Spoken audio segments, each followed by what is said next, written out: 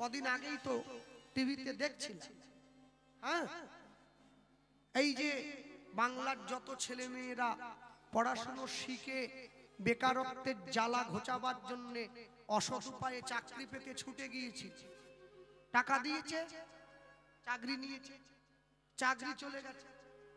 এখন যে চাকরি দেওয়ার জন্য বসেছিল সে সৎ নয়, সে অসৎ, তার তো জেল হয়েছে। সে যখন জেল থেকে ঘুরে এলো, তাকে যেইভাবে অভ্যর্থনা করে বাড়িতে ঢোকানো হচ্ছে যেন মনে হয় হনুমান লঙ্কা জয় করে ফিরে এসেছে। হ্যাঁ, প্রদীপ প্রদীপ জেলে, ওরে বাবা! আরে চোরের আবার অভ্যর্থনা কিসে? চোর চোরই থাকে। সে আবার সাংবাদিকদের কাছে গিয়ে দাঁড়িয়ে বলে ক্যামেরার সামনে, লোকের দুটো তিনটে বউ থাকতে পারে, আমার একটা বান্ধবী থাকতে পারে না? নির্লজ্জ বেহায়া। নিজে চলতে পারেনি, তার আমার বান্ধবী। মনে রাখবেন, মানুষ যখন নিচের দিকে নামতে আরম্ভ করে না, ওপরের দিকে তাকাতে ভুলে যায়। কেন ভুলে যায়? এই জন্য, ওপরের দিকে তাকালে সে তো দাঁড়িয়ে পড়বে। কেউ যদি খারাপ পথে যেতে আরম্ভ করে, ভালো পথে তখনই ফিরে আসে যদি খারাপ পথের শেষে গিয়ে একটা ধাক্কা সে পায়, তবে ফিরে, না হলে কেন ফিরবে? আজকে সকাল নয়, দুপুর বেলাও সকলের জন্য সেবার ব্যবস্থা হয়েছে। রাতে হয়েছে কিনা আমার জানা নেই, হয়েছে সকলের জন্য। হ্যাঁ হ্যাঁ, সবার জন্য। আমি সেবা বলবো না, খাওয়া বলবো। সবার জন্য খাওয়ার ব্যবস্থা। হ্যাঁ, কেউ না খেয়ে যাবেন না। তা যে বাড়ির মা আজকে কীর্তন দিচ্ছেন, সুজিতদার বোন, দিদি বাড়ি না? হ্যাঁ, তা উনি আমাকে আহ্বান জানিয়েছেন। তা আয়োজন খুব সুন্দর হয়েছে, কিন্তু একটা জিনিসে আমি একটু ব্যথা পেয়েছি। তা আগামী বছর থেকে একটু সংশোধন করে নেবেন। কি? এত সুন্দর উচ্চ বংশজাত আপনারা এত পণ্ডিত ব্যক্তিকে এনে ভাগবত পাঠ দিলেন। আমার আগে তো জি বাংলা সারেগামা থেকে ফেরত এসে সুভদ্রাদি কীর্তন করে গেল, আমার পরে রাসলীলা হবে। তা আমি মনে হয় মাঝে একটু বেমানানটা পড়ে গেছি। যাক, ঠিক আছে, ঘষে চালিয়ে দেবো কোনো রকম আর কি। হ্যাঁ, সহ্য করছেন করে না, 3টে ঘন্টার তো ব্যাপার। তা এখন কথা হলো, এই যে মা এত ভালো আয়োজন করেছেন, আগামী বছর থেকে যখন আয়োজন করবেন, যত মানুষে আসবে, যাদেরকে আপনি পাতা পেতে সেবা দিচ্ছেন, এই সেবাটা বৈষ্ণব দিয়ে রান্না করাবেন। হরিবল হরিবল।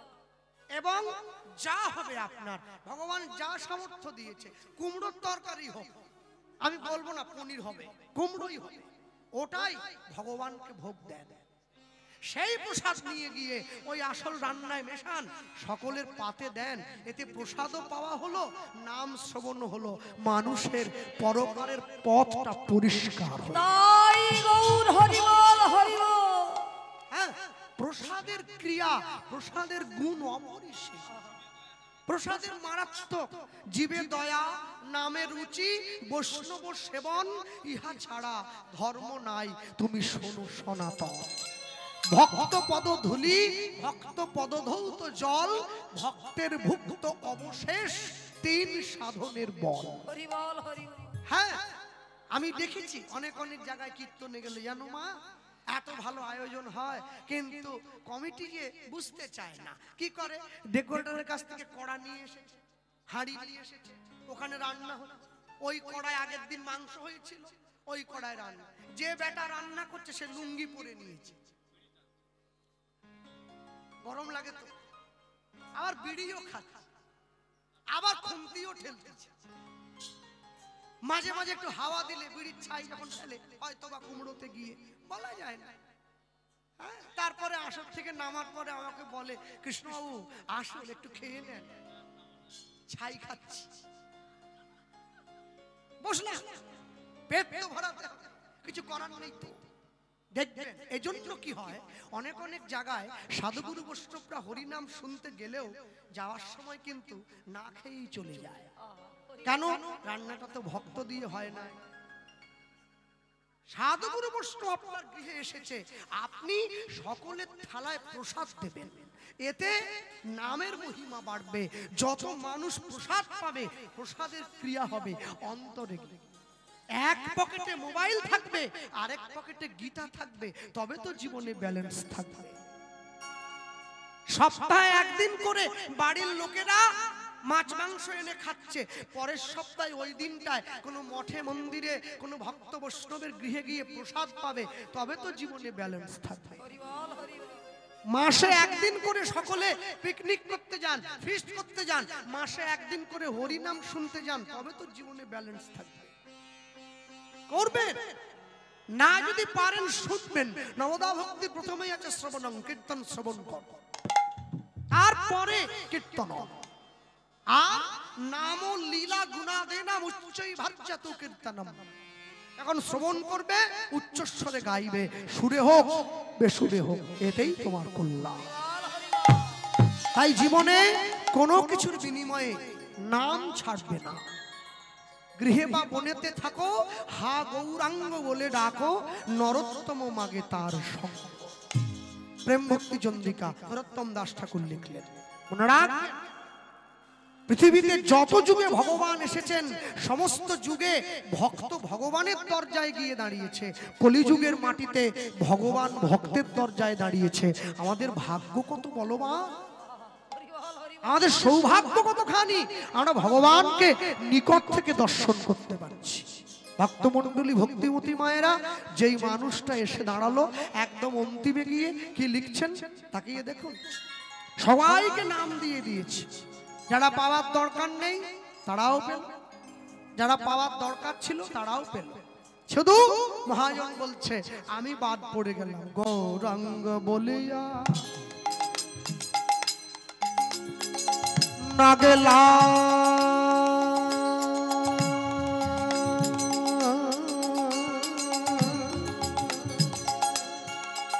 না গেলাম গলে যা।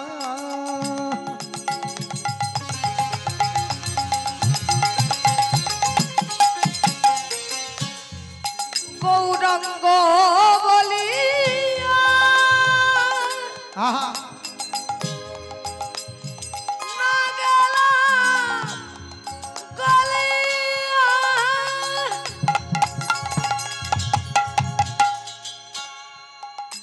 আমি গৌরাঙ্গ বলিয়া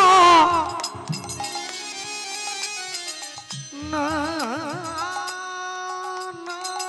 গেলাম, না গেলাম বলিয়া।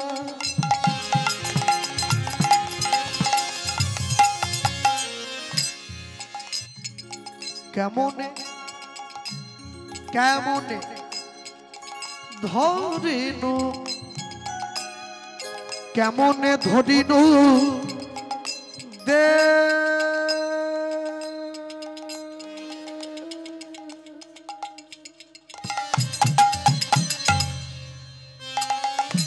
ওই না গৌরাঙ্গ রুদ্ধনি নিদাই গৌর হরিব বলিয়া না গেল গলিয়া।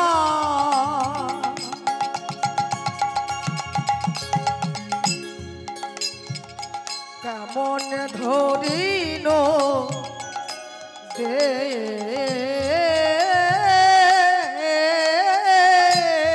ওগো বাসু ভসহিয়া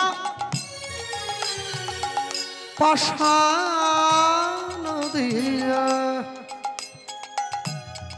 বিধি কেমনে গড়িয়াছে। ওই না বাসু ঘোষহিয়া পাষাণ দিয়া, বিধি কেমনে গড়িয়া।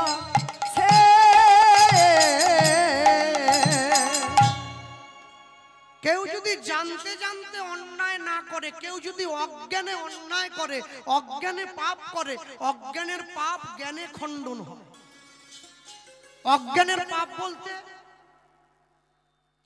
একাদশীর দিন ভুল করে, জানি না তো আজ একাদশী, ভুল করে একটা ডিম ভাজা খাওয়া হয়ে গেছে, কি হবে?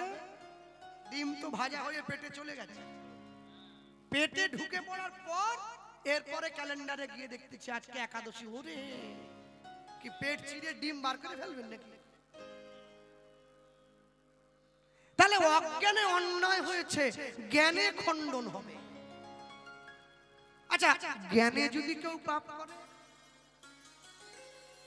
অজ্ঞানের পাপ জ্ঞানে খণ্ডন হলো, জ্ঞানে যদি কেউ পাপ করে ওটা তীর্থে গিয়ে খণ্ডন হবে। অজ্ঞানের পাপ জ্ঞানে খণ্ডন হয়, জ্ঞানের পাপ তীর্থে গিয়ে খণ্ডন হয়। এবারে আমার কাছে বলুন দেখি, তীর্থে গিয়ে যদি কেউ অন্যায় করে তখন তো কিছু করার নেই, তীর্থের পাপ হরি নামে খণ্ডন হয়। হরিবল হরিবল। হরি নামে বসে যদি কেউ পাপ করে, লম্বা হয়ে শুয়ে পড়লো, চাদর গায়ে দিয়ে ঘুমিয়ে পড়লো, পাশের লোকের সঙ্গে বসে সিরিয়ালের গল্প করছে, বসে বসে চপ খাচ্ছে, নাম অপরাধ, যখন তখন উঠে চলে গেল, আবার এসে বসে পড়লো। তাহলে হরিনামে যদি কেউ অন্যায় করে সে পাপ, হরিনামে যদি কেউ পাপ করে সেটা সাধুর চরণ ধুলিতে সেই পাপ ক্ষয় হয়। তাই গৌর হরিবল হরিবল। হ্যাঁ, এই জন্যে বড় বড় যারা সাধন মার্গীয় মহাজন আছেন না, তারা ঝটপট করে যাকে তাকে শিষ্য করেন না। শিষ্য যত হবে গুরুদেবের, তত গুরুদেবের সাধন শক্তি নষ্ট হতে থাকবে। কেন? শিষ্য তো গুরুদেবের দেখানো পথে সবাই চলে না, নিজের মতো করে চলে। ওই জন্য মহাজন লিখছেন, বাসু ঘোষ হিয়া পাষাণ দিয়া বিধি কেমনে গড়িয়াছে। ওই না বাসু ঘোষ হিয়া পাষাণ দিয়া বিধি কেমনে গড়িয়াছে। বলি আমার ভাগ্যে হলো না রে, না নয় আমার ভাগ্যে হলো না রে, না নয় আমার ভাগ্যে হলো না রে, না নয় আমার ভাগ্যে হলো না রে। বলি আমি পতিত রইলাম পড়ে, না নয় আমার ভাগ্যে হলো না রে। এমন পতিত পাবন অবতারে নয় আমার ভাগ্যে হলো না রে। তোমার নাম বুঝি নেওয়া হলো না। আমার ভাগ্যে হলো না রে। বলি যত পতিত সব উদ্ধার হইল, আমার ভাগ্যে হলো না রে। ওগো আমি পতিত পড়ে রইলাম। আমার ভাগ্যে হলো না রে। এমন পতিত পাবন অবতারে আমার ভাগ্যে হলো না রে। আমায় চরণ তলে আশ্রয় দিও হরি বল। ভাগ্যে হলো না রে। চরণ তলে আশ্রয় দিল, আমার ভাগ্যে হলো না রে। না রে, আমার ভাগ্যে হলো না রে। ওগো বাসু ঘোষ হিয়া পাষাণ দিয়া বিধি কেমনে গড়িয়াছে। বাসু ঘোষ হিয়া পাষাণ দিয়া বিধি কেমনে গড়িয়াছে। প্রত্যেকটি মানুষ নিজ নিজ ইচ্ছায় পৃথিবীতে আসেননি, আমাদেরকে পাঠানো হয়েছে। আচ্ছা বলুন তো, যারা বসে আছেন এই জায়গায় হাতটা তুলে, কে সংসার করছেন? অনিমেষ করছিস নাকি? ঠিক আছে, ও ভিডিও করতে এসেছে, জিজ্ঞাসা করলাম সংসার করছে নাকি, বলা যায় না। সংসার আমরা করিনি, তাহলে আচ্ছা কেউ যদি মনে মনে জেনেও থাকেন যে না না এখন হাত তুলবো না, কিন্তু মনে মনে তো জানি আমি করছি। আচ্ছা যারা মনে মনে ভাবছেন আমি সংসার করছি, তাদের কাছে আমার আরেকটা জিজ্ঞাসা আছে। আচ্ছা, আপনি আসার আগে কি সংসার থেমেছিল? আচ্ছা, আমি চলে যাওয়ার পরে কি সংসার থেমে যাবে? তাহলে মাঝখানে এত টানা হেঁচড়া কিসের জন্য? আমাকে সংসারে পাঠানো হয়েছে, আমাকে কর্ম করতে হবে, কর্ম শেষ আমাকে চলে যেতে হবে। এটা তো ভাড়া বাড়ির মতো। আপনি জয়নগর রেলওয়ে স্টেশনে গিয়ে বসেছেন ট্রেন ধরবেন বলে, তা আপনি টিকিট কাউন্টারে বসে আছেন, আপনি দেখছেন টিকিট কাউন্টারটা বড় নোংরা হয়ে গেছে, একটা ঝাঁটা নেই রে? না না, মারার জন্য বলিনি, ঝাঁট দেব। টিকিট কাউন্টারটা চারদিকে ঘুরে দেখলেন কোণে একটা ঝেঁটা আছে, আপনি ঝেঁটাটা নিয়ে পুরো ঝাঁটিয়ে পরিষ্কার করলেন, মনে ভাবলেন টিকিট কাউন্টারটা পরিষ্কার করে একটু বসবো। যখনই ঝাঁট দিতে গেলেন বড্ড ধুলো ওড়ে, এত লোক যাওয়া আসা করছে, আপনি কল থেকে একটা বোতল জল এনে একটু ছড়িয়ে দিচ্ছেন, ধুলোটা মরে যায়। ধুলোতে জল পড়লে আর উড়বে না, এবার আপনি ঝাঁটা দিয়ে ঝাঁট দিলেন, বাস সুন্দর হয়েছে, পরিষ্কার লাগছে না? হ্যাঁ, টিকিট কাউন্টারের কোনায় কোনায় আপনি প্ল্যাটফর্মের ধার থেকে কতগুলো ফুল পেড়ে পেড়ে এনে চারটে কোণে সাজিয়েছে। এইবার দেখো তো, পরিষ্কার সুন্দর লাগছে। আপনি ভাবলেন বসে একটু জিরিয়ে নেই, তারপর যা হবে দেখা যাবে। আপনি বসে বিশ্রাম করতে যাবেন, ফুল টুল দিয়ে সাজিয়ে হাত পা ধুতে গেলেন, ট্রেনটা এসে পড়েছে। বসা হবে, চেপে চলে যেতে হবে, কারণ ট্রেন তো এসে। বিরাট বড় সংসারটা আপনি গুছলেন, সুন্দর করে সাজালেন, ব্যাংকে টাকা রাখলেন, মৃত্যু এসে গেছে, ট্রেন চলে এসে দাঁড়ালে হবে? তাই যতক্ষণ পর্যন্ত সময় আছে ততক্ষণ পর্যন্ত নিজেকে মৃত্যুর কাছে সঁপে না দিয়ে আপনি ভগবানের চরণে আত্মসমর্পণ করুন। রাতের অন্ধকারে মাইকের মাধ্যমে যা প্রচার করছি খাঁটি কথা।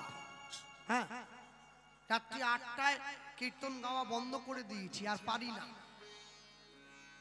শুধুমাত্র সুজিতদার জন্য করতে হলো। কেননা বাড়ি যেতে যেতে আমার সকাল হয়ে যাবে, রাস্তা জ্যাম থাকে প্রচন্ড, আবার কালকে বেরোতে হবে, বিশ্রাম হয় না, অসুস্থ হয়ে পড়ছি। মনে রাখবেন, এত চিৎকার করে কথাটা বললাম এজন্যই, জীবন প্রদীপের তেল বড় অল্প, খুব অল্প, কোন মুহূর্তে যে ফুরিয়ে যাবে এ বোঝা বড় মুশকিল। তাই যতটুকু সময় আমাদের কাছে আছে, এই সময়টা নষ্ট না করে আমরা ঈশ্বরের চরণ তলে প্রদীপটা যদি জ্বালাই, তার চরণটা কিন্তু দেখতে পাবো। হ্যাঁ, বৃন্দাবনে একটা বানরের সম্মুখে দাঁড়িয়ে আমি একটা 50 টাকা আর 4টে কলা ধরেছিলাম আরেক হাতে, দেখি বানরটা কোনটা নেয়। আমার মা বলছে কোনোটাই নেবে না, এসে তোকে এমন চাটি দেবে না, সরু হাতের চাটি, বুঝবি, তুমি দাঁড়াও না। বানরটা মন্দিরের চূড়ো থেকে নেমে এসে আমার দিকে তাকিয়ে কোনটা নিল জানেন? 4টে কলা নিয়ে দৌড় দিল। আমার মাকে গিয়ে টাকাটা ফেরত দিলাম। মা বলছে এটা কি হলো? একটা পরীক্ষা করছিলাম। কি পরীক্ষা?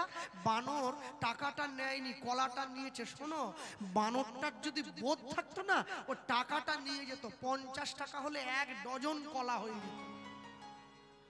4টে নিয়ে কি হবে? ভগবান আমাদের সামনে ধরে আছেন, একদিকে তার চরণ, আরেকদিকে সংসার। যদি আমরা গোবিন্দ চরণটা নিয়ে নেই, তাহলে সংসারটা আমরা ফ্রি পাবো, buy one get one free. আর যদি আমরা গোবিন্দ চরণটাকে ছেড়ে দিয়ে সংসারটাকে নেই, তাহলে সংসারের জ্বালায় জ্বলতে হবে, চরণটা দূরে চলে যাবে। হরি বল, হরি বল। মানুষ তো বোকা, মানুষ যদি বোকা না হয় তাহলে মানুষ কোনোদিন দুধালাকে বাড়িতে ডাকে আর মদালা দোকানে বসে থাকে, সেখানে গিয়ে কেনে? মানুষ কি করলো? চকচক করতে দেখা এই সংসারটাকে নিয়ে নিল, যা দুঃখের কারাগার। সেইটাকে নিয়ে ঘরে ফিরে গেল, গোবিন্দ চরণটা বাদ হয়ে গেল। আমি বলতে গিয়ে এটাই বলবো, শ্রীকৃষ্ণ চৈতন্য মহাপ্রভু তিনি যখন সন্ন্যাস হয়ে পুরী ধামে চলে গিয়েছেন, নিতাই চাঁদকে সঙ্গে নিয়ে নিতাই চাঁদকে বললেন, দাদা তুমিও সাধু আমিও সাধু, দুইজন। দাদা আমরা দুইজন যদি সাধু হয়ে যাই, তাহলে বাংলার মানুষকে হরিনাম দেবে কে? কেউ তো নেই। নিতাই চাঁদ বলে, আমাকে কি করতে হবে? তোমাকে আরেকবার বাংলায় যেতে হবে। কেন? বাংলার মানুষকে হরিনাম দেওয়ার জন্য। যেই বলেছে নিতাই চাঁদ উঠে চলে, দাঁড়াও, চলে যাচ্ছে না, আমার বলা এখনো হয়নি। তুমি যে বাংলার মানুষকে হরিনাম দিতে যাচ্ছ, তুমি তো সন্ন্যাসী। হ্যাঁ, তো বাংলার মানুষ তো এমনি কীর্তন শোনে না, এমনি হরিকথা শোনে না। আবার যদি শুনে হরিনাম গাইতে গেলে সাধু হতে হবে, মোটেই শুনবে না। কে? দক্ষিণ 24 পরগনা অনেক মানুষ নাকি হিন্দু ধর্ম থেকে খ্রিস্টান ধর্মে চলে যাচ্ছে, লাভ দিয়ে দিয়ে, লাভ দিয়ে দিয়ে। কেন? এমনি যাচ্ছে? এমনি না, সনাতন ধর্মে থাকলে অনেক কষ্ট করতে হবে। তুলসী মালা পড়ো, তিলক দাও, নিরামিষ খাও, একাদশী করো, পূর্ণিমা করো, অমাবস্যা করো, এত পারবো নি। অন্য ধর্মে গেলে কি বলে? তুমি সব খাও, আমাদের ধর্মে সনাতন ধর্ম বলে তুমি কিচ্ছু খেতে পারবে না, এই ধর্ম পালন করতে হবে। এর জন্যই তো সনাতন ধর্ম জগতে শ্রেষ্ঠ, এই জন্যই শ্রেষ্ঠ। হাতে হাত দিয়ে দাঁড়িয়েছে, হাত ধরে নিয়েছে, দাদা তুমি যে বাংলায় যাচ্ছ, তোমার কাছে একটা কথা বলি, কি? একটা বিয়ে করতে হবে তোমার। এই মূল্য সর্বনাশ করে দিয়েছে রে। হ্যাঁ, 40 বছর বয়সে মেয়ে কোথায় পাবো? তুমি ঠিক পাবো। ভাবছো বসে চলবে কিসে? তুমি ভাববার কে? তোমার ভাবনা যিনি ভাবছেন, তুমি ভাবো তাকে। শুধু বিয়ে করলে হবে না, একটা সংসারও করতে হবে, আর ছেলে মেয়ের জন্মও দিতে হবে। ছেলে মেয়েকে নিয়ে স্ত্রী পুত্রকে সাথে করে হরিনাম প্রচার করবে, তবে তো বাংলার মানুষ বুঝবে সংসারে থেকেও কৃষ্ণ নাম করা যায়। হাত ধরে নিয়েছে, কি? তুমি শোনো শোনো,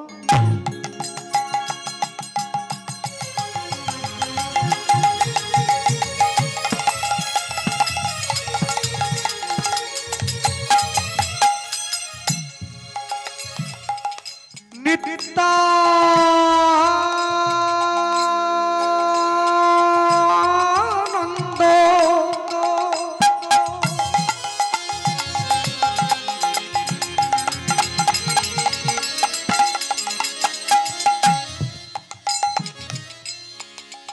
এই কলির জীব সব, কলির জীব সব জন্ম অন্ধ।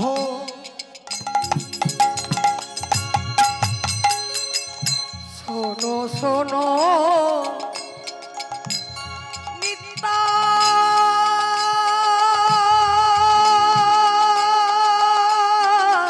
নিত্যানন্দ, দাদা আমার,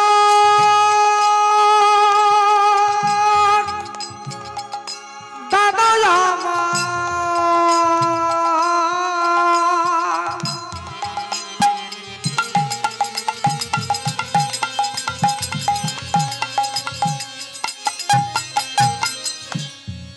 তুমি শোনো শোনো আমার,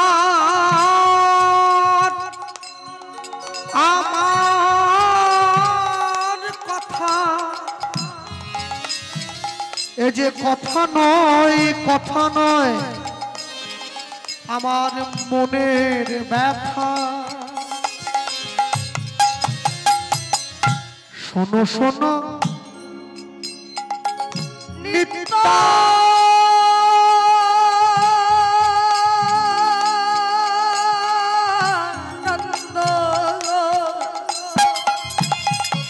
নিতাই গৌর প্রেমানন্দ হরি বল।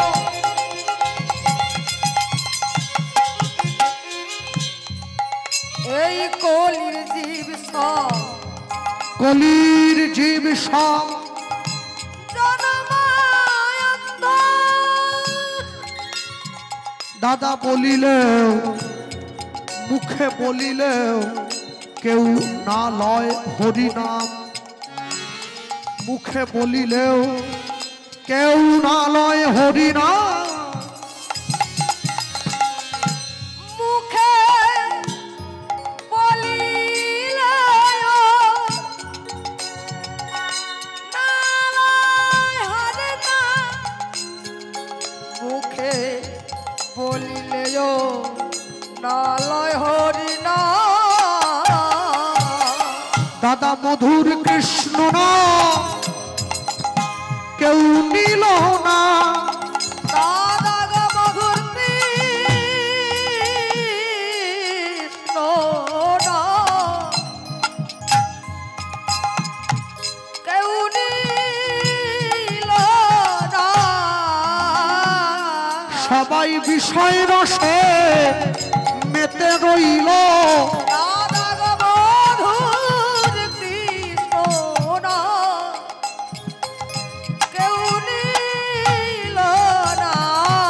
তুমি শোনো শোনো আমার কথা, মধুর কৃষ্ণ নাম কেউ নিল না। তুমি তারে তারে নাম বিলাইবে, মধুর কৃষ্ণ নাম কেউ নিল না। জীবকে কৃষ্ণ কৃষ্ণ বলাইবে, মধুর কৃষ্ণ নাম কেউ নিল না। বলি শোনো শোনো দাদাই আমার কথা, মধুর কৃষ্ণ নাম কেউ নিল না। এ যে কথা নয় আমার মনের ব্যথা, মধুর কৃষ্ণ নাম কেউ নিল না। তুমি শোনো শোনো আমার কথা, মধুর কৃষ্ণ নাম কেউ নিল না। তুমি প্রতি ঘরে ঘরে যাবে হরি বল, নাম কেউ নিল না। তুমি প্রতি ঘরে যাবে, মধুর কৃষ্ণ নাম কেউ নিল না। দাদা মধুর কৃষ্ণ না কেউ নিল না, মুখে বলিলেও না লয় কৃষ্ণ নাম, মুখে বলিলেও না লয় কৃষ্ণ নাম।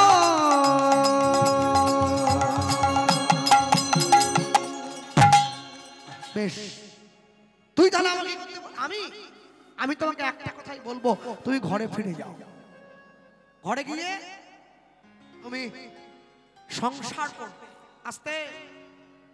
তাহলে সংসার করার জন্য নিতাই চাঁদ ঘরে ফিরে আসে। হ্যাঁ, এই যে মায়েরা বসে আছেন সংসার করছেন, বাহ সুন্দর। এই কালকে বলছিলাম না এক জায়গায় কীর্তনে গিয়ে একটা বাড়ি থাকার জায়গা দিয়েছে, যখন কীর্তন শেষ করে রাত্রিবেলা বেরিয়ে যাচ্ছি, সেই বাড়ির মা সকাল থেকে যত্ন করেছে অনেক, বুঝলেন না, ভালো ভালো। যাওয়ার সময় মা বলছে কৃষ্ণবাবু কি হলো, ছেলে বাবু, আরে ওকে ডাকছেন কেন? বলে আমার ছেলে তো, তা ওকে দিয়ে আমি কি করব? বলছে না প্রণাম কর। বলে আমাকে প্রণাম করতে হবে বাবা, ভালো থাকো। বলছে না আমার তো সবই ঠিক আছে, একটা বৌমা করতে পারিনি, তো আশীর্বাদ করে দেন। আল্লাহ মা আমি আশীর্বাদ করলেও বৌমা হয়ে যাবে, আমি না করলেও হয়ে যাবে, আমার আশীর্বাদের অপেক্ষায় তোমার ছেলে বসে থাকবে না, ও ঠিক সময়ে করে নেবে। পরের বছর আবার গানে হয়েছে, ওই কমিটি ওই বাড়ি থাকার জায়গা দিয়েছে, বৌমা হয়ে গেছে। একবারে তার মা শরবত থেকে চা থেকে কি খাবেন বলুন, কেন এত খুশি কেন মা? বৌমা হয়ে গেছে। যাক, আমার নিতাই চাঁদ মুখ তুলে তাকিয়েছে, বৌমা হয়ে গেছে। বৌমাকে ডাকছে, বৌমা ও বৌমা, কৃষ্ণবাবু এসছে, এসো। বৌমা এসেছে হাতে চিরুনি নিয়ে, বুঝলে, বলো বাবা কি বৌমা। আমি তো মাথার থেকে পা পর্যন্ত জামা একটা কি বেরিয়েছে না, হ্যাঁ ওইটা পরে আছে, হ্যাঁ গ্রাউন্ড ঠিক বলেছে। আমি তো আবার আমাকে বলছি দাদা এই যে এখন এত লোক দাঁড়িয়ে আছে, কমিটির ছেলেরা আরো 2-3টে কমিটি, পুরো ঘর ভরা লোক, তার শাশুড়ি তার বৌমাকে জোর দিতে পারে না, ঠেলা দিচ্ছে।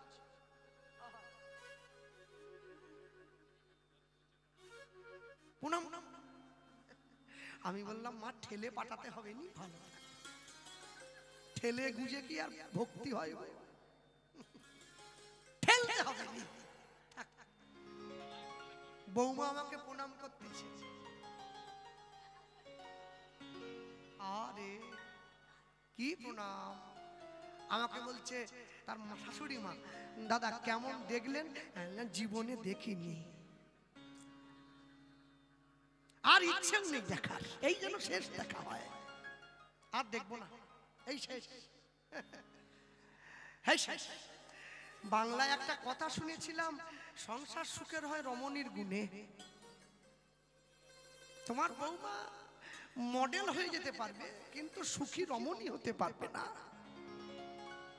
অন্তরে যদি প্রেম না থাকে, যদি অন্তরে ভক্তি না থাকে, যদি অন্তরে শ্রদ্ধা না থাকে, যদি ভালোবাসা না থাকে, সংসার কোনোদিন সুখী করে তৈরি করা যায় কি? যায় না। হ্যাঁ, সংসারকে সুখী করতে গেলে তোমাকে অনেকটা ত্যাগ করতে হবে। আজকে কীর্তন শোনার শক্তি আছে, তুমি ঘরে গিয়ে খেয়ে দিয়ে ঘুমিয়ে পড়লে, একদিনকে শুনতে চাইবে, কিন্তু সেদিনকে গায়ে তোমার শক্তি থাকবে না, সেদিনকে কি হবে? সেদিনের কথা চিন্তা করে আজকে শুনতে হয়। হ্যাঁ, মনে রাখবে, পৃথিবীতে প্রত্যেকটি জীব নিজ নিজ কর্ম সম্পাদনের জন্যই এসেছে।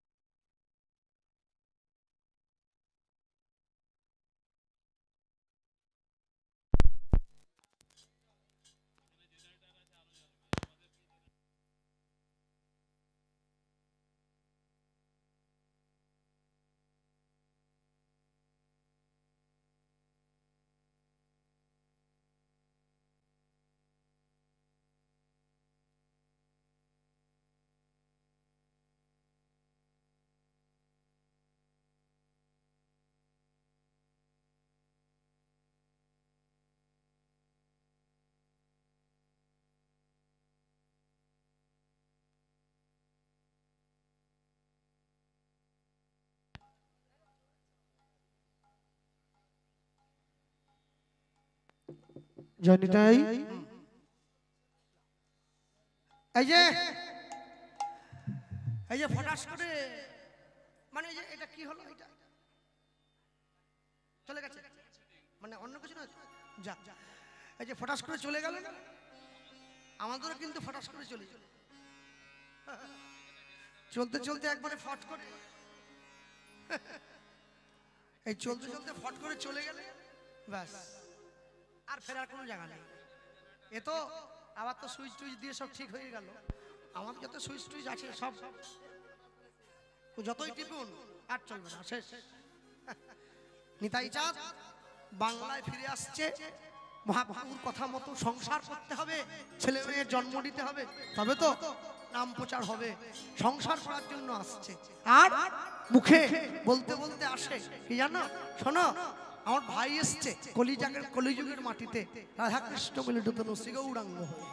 নিতাই যত বলে সকলে বলতে বলতে আসে, এসেছে ব্রজের বাঁকা কালো সখা, আয় তোরা দেখবি, আয় দেখবি, আয় তোদের এই সোনার নদী,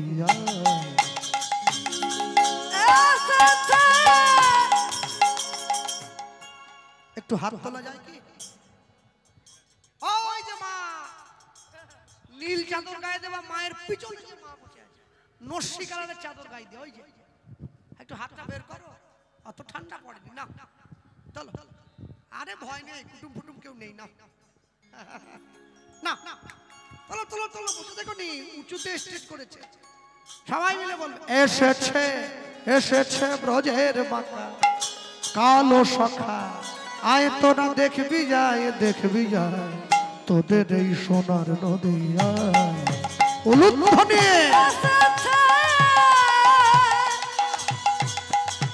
ব্রজের বাঁকা এসেছে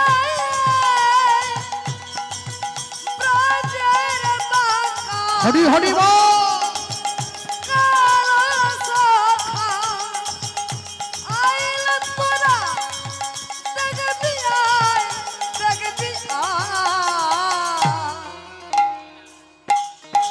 তোদের এই সোনার নদিয়ায়, তোদের এই সোনার নদিয়ায় হরি হরি বল।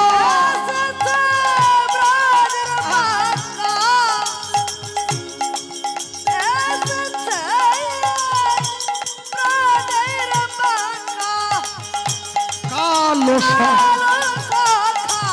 बाहु तुले वाला प्रेम से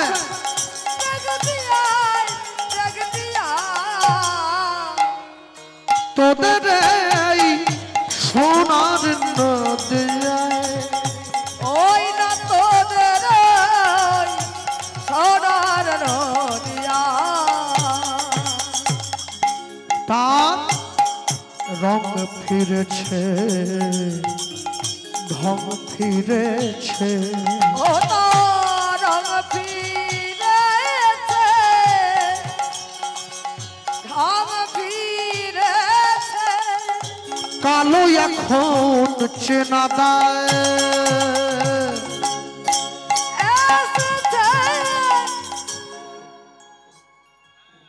মানে এরা পয়সা নেবে বলে এরা নাচবে। তুলে থাকো নামাইছে কেটা, হাত যে না তুলবে লক্ষ্মীর ভান্ডার বন্ধ হয়ে যাবে।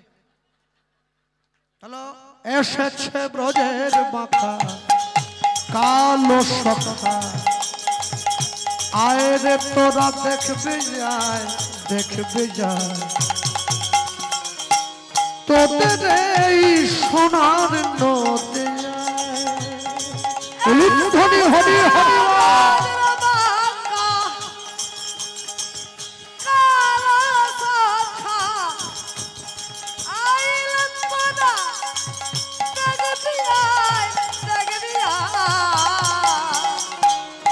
তোদের এই সোনার নদিয়ায়, ওই না তোদের সোনার নদিয়া তার কালো মরণ নাই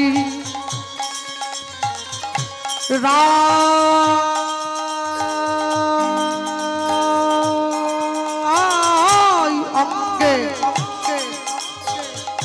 অঙ্গ মেখে গৌর হলো তাই। ও মা কালো করোনা ওই না রাই অঙ্গে অঙ্গ মেখে অঙ্গ মেখে ওই না গৌর হলো তার ব্রজের ধুলো খেলা, প্রেম প্রেমের খেলা, ওই না ধুল খেলা প্রেমের খেলা খেলতে এলো নদিয়ায় নদিয়ায় তোদের সোনার সোনার নদিয়ায় এসেছে ব্রজের বাঁকা, ওই না কালো সখা, আয় রে তোরা দেখবে যায়, দেখবে যায় তোদের এই সোনার নদিয়ায়, তোদের এই সোনার নদিয়া শ্যাম রাধা প্রেমে ঋণী হয়েছে, ওই না হাতে বাঁশি কেড়ে শ্যামে বিদায় দিয়েছে। ওই না রাধা প্রেমে ঋণী হয়েছে, ওই না হাতের বাঁশি কেড়ে নয়ে বিদায় দিয়েছে। এখন বাঁশি নাই আর সাধবে কিসে, বাঁশি নাই আর বাঁশি নাই আর সাধবে কিসে, বাঁশি নাই আর সাধবে কিসে, হাত তুলে তাই গুণ গায় গুণ গায় তোদের এই সোনার নদিয়ায়। উলুধ্বনি হরি হরি বল। এসেছে ব্রজের পাখা, কালো শাখা, আইল তোরা দেখবি আয়, দেখবি আয়। তোদের এই সোনার নদিয়ায় তোদের এই সোনার নদিয়া, হা গৌরমা সোনার নদিয়া, তুমি কৃপা করো, নদিয়া, এই জগজনে করুণা করো, কৃপা পায় কৃপা করো।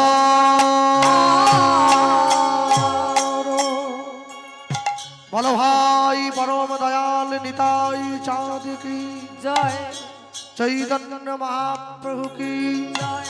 যে যার গুরুচরণ শরণ লয়ে নিতাই গৌর হরিব, হরি হরি বল, নিতাই গৌর হরিব। হরি বল। নিতাই চাঁদ এসে দাঁড়িয়েছে।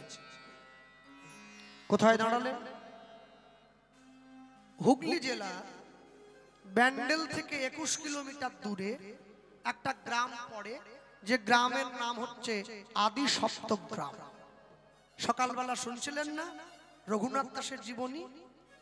কি ওই রঘুনাথ দাসের বাড়ি হচ্ছে আদি সপ্তক গ্রাম। হ্যাঁ, এই আদি সপ্তক গ্রামের অন্তর্গত কৃষ্ণপুর বলে একটা ছোট্ট জায়গা, যেখানে রঘুনাথ দাস গোস্বামী জন্ম নিয়েছিলেন। নিতাই চাঁদ এসে দাঁড়িয়েছেন সেই রঘুনাথ দাস গোস্বামীর শ্রীপাঠ যেখানে, ওই আদি সপ্তক গ্রামে পতিত পাবনী মা গঙ্গার ধারে। আদি সপ্তক গ্রামে এখনো গঙ্গা আছে, তবে গঙ্গার গতিপথ পরিবর্তন হয়ে যাওয়ার জন্য ওই গঙ্গার আর স্রোত নেই, চড়া পড়ে গেছে। আর এই যে নিতাই চাঁদ এসে দাঁড়িয়েছেন আদি সপ্তক গ্রামে, এই আদি সপ্তক গ্রামে কার বাড়ি? আস্তে কথা বলবেন। সকাল থেকে এত সুন্দর পরিবেশের মধ্যে দিয়ে আপনারা রয়েছেন, আমি চাইবো আপনারা বাকি সময়টুকু এই পরিবেশই বজায় রাখবেন। এই আদি সপ্তক গ্রামে কার বাড়ি? এই আদি সপ্তক গ্রামে উদ্ধারণ দত্তের শ্রীপাঠ। উদ্ধারণ দত্তকে, উদ্ধারণ দত্ত হচ্ছেন দ্বাদশ গোপালের মধ্যে এক গোপাল। যেমন আপনারা যে ঠাকুর মহাশয়ের মুখে পাঠ শুনছিলেন, উনি যার বংশধর তিনিও দ্বাদশ গোপালের এক গোপাল, ধনঞ্জয় পণ্ডিত ঠাকুর। ঠিক তেমনি উদ্ধারণ দত্ত দ্বাদশ গোপালের এক গোপাল। দ্বাদশ গোপালকে নিতাই চাঁদ 12 জন বৈষ্ণবকে দীক্ষা দিয়েছিলেন কলিকালের মাটিতে। এই যে 12 জন শিষ্য করেছেন নিতাই চাঁদ, এই 12 জনই হচ্ছেন দ্বাদশ গোপাল বা দ্বাদশ বৈষ্ণব, যারা সম্পূর্ণ বাংলার মাটি নিতাই গৌরের দেখানো পথ অনুযায়ী ভজন করেছিলেন, মানুষকে ভক্তি ধর্মে আকৃষ্ট করেছিলেন। এই দ্বাদশ গোপাল তাদেরকে বলা হয়। এই উদ্ধারণ আসতে এই জন্য বলি মাঝে মাঝে তীর্থে যেতে হয়। তীর্থে গেলে অনেক কিছু জানতে পারবেন। যে নামটা আপনারা শুনলেন উদ্ধারণ দত্ত, উদ্ধারণ দত্তের ভালো নাম কি জানেন? উদ্ধারণ দত্তের আসল নাম হচ্ছে দিবাকর দত্ত। উদ্ধারণ দত্ত বেঠে মানুষ, গায়ের রং কুচকুচে কালো, কিন্তু অনেক টাকার মালিক। কে জন্য? উদ্ধারণ দত্ত হচ্ছে সোনার বেনে ছিলেন, মানে সোনার ব্যবসা করতেন। তো সোনার কারবারি যে হবে, এখন কত হয়েছে? 1 লাখ। ওই যে মা সোনা পড়ে আছে 1,17,000, সঙ্গে সঙ্গে বলে দিয়েছি 1,17,000। তাহলে উদ্ধারণ দত্ত বুঝে না কত টাকার মালিক। এই উদাহরণ দত্তের পূর্ব নাম দিবাকর দত্ত। আসলে সত্যি কথা বলতে কি মা, ইচ্ছে হয় বাড়ির গিন্নিকে নিয়ে একটু কীর্তনে আনি, একটু হরিনাম শোনাও হবে, আসরগুলো দেখবে কত শ্রোতা বসে আছে এই ঠান্ডায়, ইচ্ছে করে আনি না। হ্যাঁ, কেননা অনেক অনেক জায়গায় কীর্তনে গেলে, আর যেমন এই মা ডেকেছেন আমাদের, এরকম অনেক জায়গায় বাড়িতে অনেকে আহ্বান করেন, তো যে বাড়িতে হরিনাম হয় তার স্বামী হয়তো হরিনাম দিচ্ছে, তার স্ত্রীকে নিয়ে এসছে মাল্য চন্দন করতে, বলে তুমি একটু মালা পরাও, কীর্তনিয়া এসেছে, সে একটু পরিচয় করবে, মালা পরা। এখন সে যে মালা পরবে সে তো এমনি আসেনি, শাড়ি পরেছে ৬,০০০ টাকা, সোনা পরে আছে গোটা গা ভর্তি। এখন সোনা পড়ুক, আমার নেই, আমি পরিনি, ঠিক আছে, কিন্তু কথা কি জানো মা, যেখানে পরার দরকার সেখানে তো পরেইছে, এই এত বড় ঝুলছে, ঘাড় ঘুরোতে পারছে, সোনার ভার, যেখানে পরার দরকার নেই সেখানেও পরে নিয়েছে। এখানটা ঠিক ছিল, এই উপরে 4টে ফুটো করে উপরে পরার কি দরকার? এখন যদি গিন্নি থাকে সে আমাকে খোঁচা দিয়ে বলবে দেখো, দেখে শেখো, এই ভয়ে পারি না, খুব ভয় লাগে, কিনতে পারবো না। দুর্গা পুজোর সময় গানে যাচ্ছি, আমাকে ব্যাগ ট্যাগ গুছিয়ে, কোথায় চললে? আল্লাহ কীর্তন আছে, কলকাতা যাব, অষ্টমীর দিন, জামদানি একটা আমদানি হবে না? আমি বলি হ্যাঁ রে, ওর জামদানি না খুলে নেবে, হরিনাম কর, জামদানি ছিঁড়ে নেবে। আমার চোখে দেখা, মরে গেছে, আঙুল কেটে আংটি বের করে নিয়েছে, জামদানি। আর আমদানি করতে হবে না, হরিনামের আমদানি করবে মা, জীবনে বড় বিপদ। হ্যাঁ, ক্যামেরাম্যান কোথায়? তোরা আবার ছাড়বি না জানে,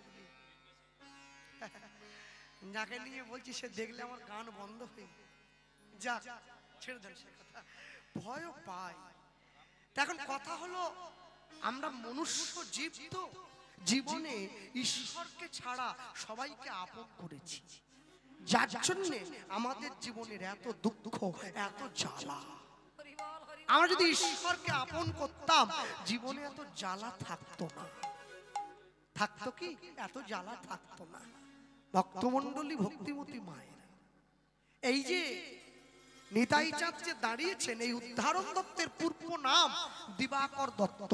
তা দিবাকর দত্তের তো অনেক টাকা। দিবাকর দত্ত একদিন চিন্তা করেছিল, আচ্ছা আমি যদি আমার বাড়িতে একটু সাধুগুরু ব্রাহ্মণ বৈষ্ণবের সেবা দেই কেমন হয়, কেমন?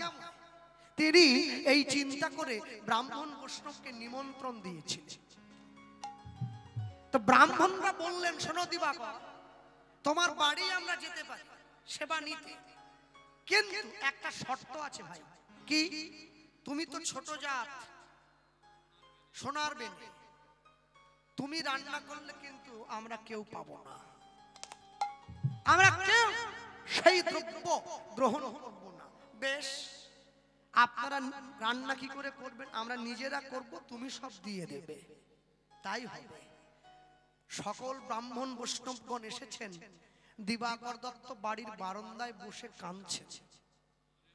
আমি একটু ভক্ত বৈষ্ণবের সেবার জন্য আয়োজন করব বলে ঠিক করেছি, কিন্তু আমার আয়োজন কেউ গ্রহণ করবে না, আমার হাতে কেউ রান্না খাবে না, মনটা খারাপ। নিতাই চাঁদ হরিনাম দিয়ে সেই পথে ফিরছেন, দেখছে দিবাকর দত্ত বসে কাঁদছে বাড়ির বারান্দায়। পাপা করে এগিয়ে গিয়েছেন, দিবাকর প্রভু তুমি, আমি যাচ্ছিলাম ভাই হরিনাম দিতে, তুমি কাঁদছো, তোমার বাড়িতে এত মানুষ, কি ব্যাপার? আজকে আমি ব্রাহ্মণ বৈষ্ণবকে একটু সেবা দেব, তুমি কাঁদছো কেন? এ তো আনন্দ পাওয়ার কথা। প্রভু কাঁদছি কেন জানো? আমি নিজে হাতে সকলকে রান্না করে একটু প্রসাদ দিতে চেয়েছিলাম, হরি বল, হরি বল। কিন্তু আমি তো ছোট যা, তাই আমার রান্না কেউ গ্রহণ করবে না, এই দুঃখে আমি কাঁদছি। ভগবান যদি আমাকে উঁচু বংশে জন্ম দিত আমি ব্রাহ্মণ বৈষ্ণবকে প্রাণ ভরে সেবা দিতাম। নিতাই চাঁদ ছুটে গিয়ে উদ্ধারণ দত্ত চোখের জলটা মুছিয়ে দিচ্ছে। দক্ষিণ 24 পরগনার মানুষ ছাড়া না, আমি যদিও শ্রোতা ভক্ত খুবই কম, তবু বলি দক্ষিণ 24 পরগনার মানুষ সুরে কাঁদে না, তারা কথায় কাঁদে। সুরে নয়, কথায়। নবদ্বীপ, মুর্শিদাবাদ, উত্তরবঙ্গ, কোচবিহার, মালদা, উত্তরবঙ্গের মানুষ সুরে কাঁদে, কীর্তনে। দক্ষিণ 24 পরগনার ভক্তরা কথায় কাঁদে। কেন জানেন? মনে রাখবেন, কথাটা এমন হতে হবে যেন কানে নয় প্রাণে গিয়ে লেগে যায়। কেন গুটি গুটি পায়ে আমার 22 বছরে পড়ে গেল কীর্তন জগৎ। আমি মানুষের মনটা বুঝে নিয়েছি, কোন জায়গার মানুষ কোনটা চায়। 5 জনও যদি বসে থাকে, যদি মনে লেগে যায়, ওই 5 জনই আপনাকে জিতিয়ে দেবে। ওরাই বলে দেবে গানটা ভালো হয়েছে। মনে রাখবেন, উদ্ধারণ দত্ত, দিবাকর দত্ত গিয়ে নিতাই চাঁদের চরণটা জড়িয়ে ধরেছে। প্রভু, আমি ছোট জাত, আমি নিচু জাত বলে একটু ব্রাহ্মণ বৈষ্ণবকে সেবা দিতে পারবো না। আমার দেওয়া অর্থ, আমার দেওয়া পয়সা, আমার দেওয়া সেবা দ্রব্য সকলে নেবে, কিন্তু আমি রান্না করলে সেটা কেউ খাবে না। হরি বল, হরি বল। তুমি বলো, আমি আমি কি এমন অন্যায় করেছি? নিচু কুলে জন্ম নিয়েছি। আমি তো বলিনি ভগবানকে তুমি আমাকে নিচু কুলে জন্ম দাও।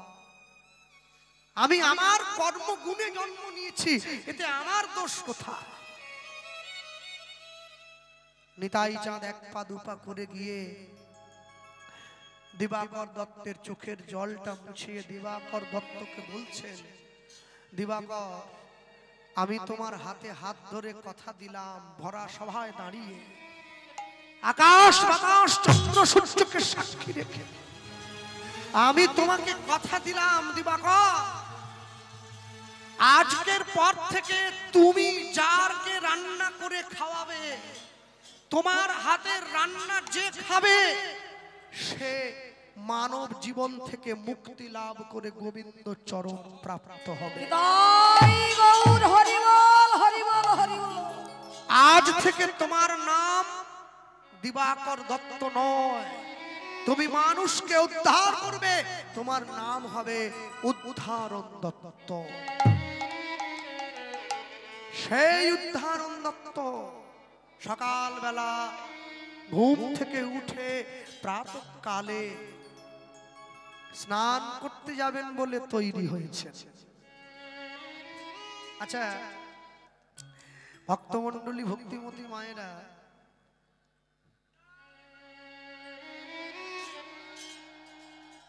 নিতাই গৌর হরি বল, হরি বল, হরি বল।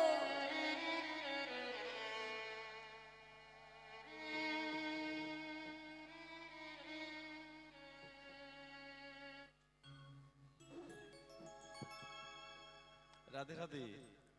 আমার ভাই কি ফাঁকি দিচ্ছে নাকি? ঠিক আছে, তাহলে আপনারা তো নরম হয়ে বসে আছেন, সবাই প্রেম সে একবার উলুধ্বনি দিন দেখি। রাধে রাধে, রাধে রাধে।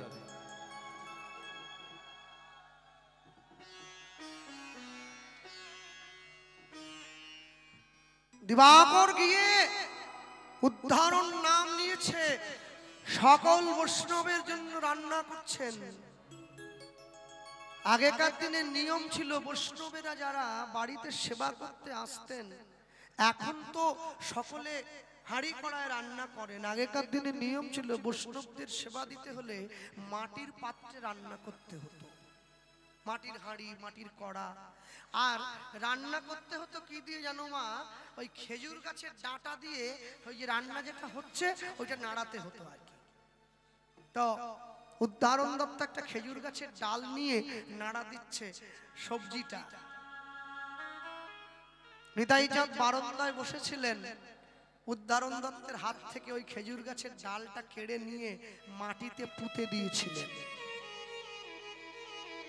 ওই ডালটার থেকে একটা গাছ হয়েছিল, যেটা আজও পর্যন্ত উদাহরণ দত্তের শ্রীপাঠে গেলে আপনারা বর্ধমানে দেখে আসবেন। ওই গাছটা অনঙ্গ মঞ্জুরি ফুলের গাছ। একটা করে ফুল প্রত্যেক দিন ফোটে, সারা বছর ফোটে। 542 বছর বয়স হয়ে গেছে গাছটার, এখনো গাছটা জীবন্তই আছে। মানুষের জন্ম তার পরিচয় নয়, মানুষের কর্ম তার পরিচয়। কর্ম যদি ভালো হয়, ভাগ্য হয় দাসী, হৃদয়ে যদি ভালো হয়, ঘরেই মথুর আকাশ। জীবনে এমন কর্ম করবেন, আপনি তীর্থে কেন যাবেন, তীর্থ আসবে আপনার বাড়িতে। গঙ্গাসাগরে আসেনি ভগীরথের পূর্বপুরুষকে উদ্ধার করবার জন্য? এটা তো গঙ্গা ছিল না, শুধু সাগর ছিল। ভগীরথের আহ্বানে গঙ্গা এসেছে ভগীরথের পূর্বপুরুষকে উদ্ধার করবে বলে। যারা নহুষ রাজার সাপে 60,000 সকলে সন্তানগণ পূর্বপুরুষ ভস্মীভূত হয়েছে কপিল মুনির সাপে, সেইখানে এসে দাঁড়িয়েছে। ভগীরথ গঙ্গাকে এনে সাগরে মিশিয়ে দিয়েছিল। যেই জায়গাটায় মিশিয়ে দিয়েছিল ওই জায়গাটার নাম গঙ্গা সাগর। লোকে বলে না সব তীর্থ বারবার, গঙ্গা সাগর একবার। কেন বলে? তীর্থের কাছে মানুষ যায়নি, তীর্থ মানুষের দরজায় এসেছে। ভক্তমণ্ডলী, ভক্তিমতী মায়েরা, উদাহরণ দত্ত বেঠে মানুষ, তার উপরে গায়ের রং কুচকুচে কালো, গায়ে আবার সরসরে করে সর্ষের তেল মেখেছে। আমার কাছে বলুন তো, কালো লোক যদি সর্ষের তেল মাখে কেমন লাগে?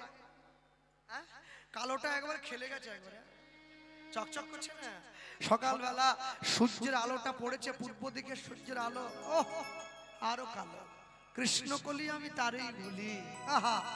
সকালবেলা ভালো করে সর্ষের তেল মেখে উদাহরণ দত্ত আসছে গঙ্গা স্নান করতে, আর বদনে নিতাই নিতাই নিতাই নিতাই নিত্যানন্দ নাম, গৌর গৌর গৌর গৌর গৌর গুণধাম। লুদ্ধনি হরি হরি বল, নিতাই নিতাই নিত্যানন্দ নাম, বাহু তুলে বল, গৌর গৌর গৌর গৌর গুণধাম।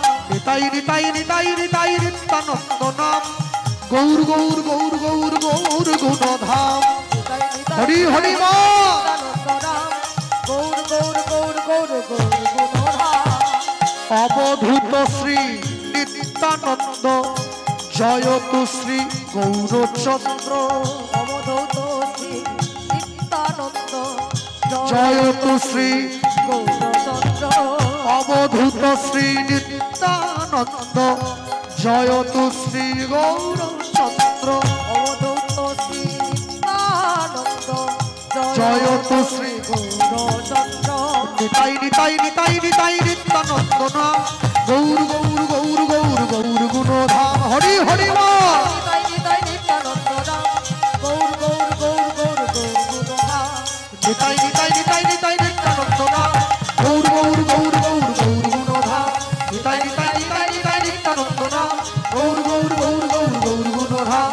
নিতাই নিতাই নিতাই নিতাই নিত্যানন্দ নাম, গৌর গৌর গৌর গৌর গৌর গুণধাম।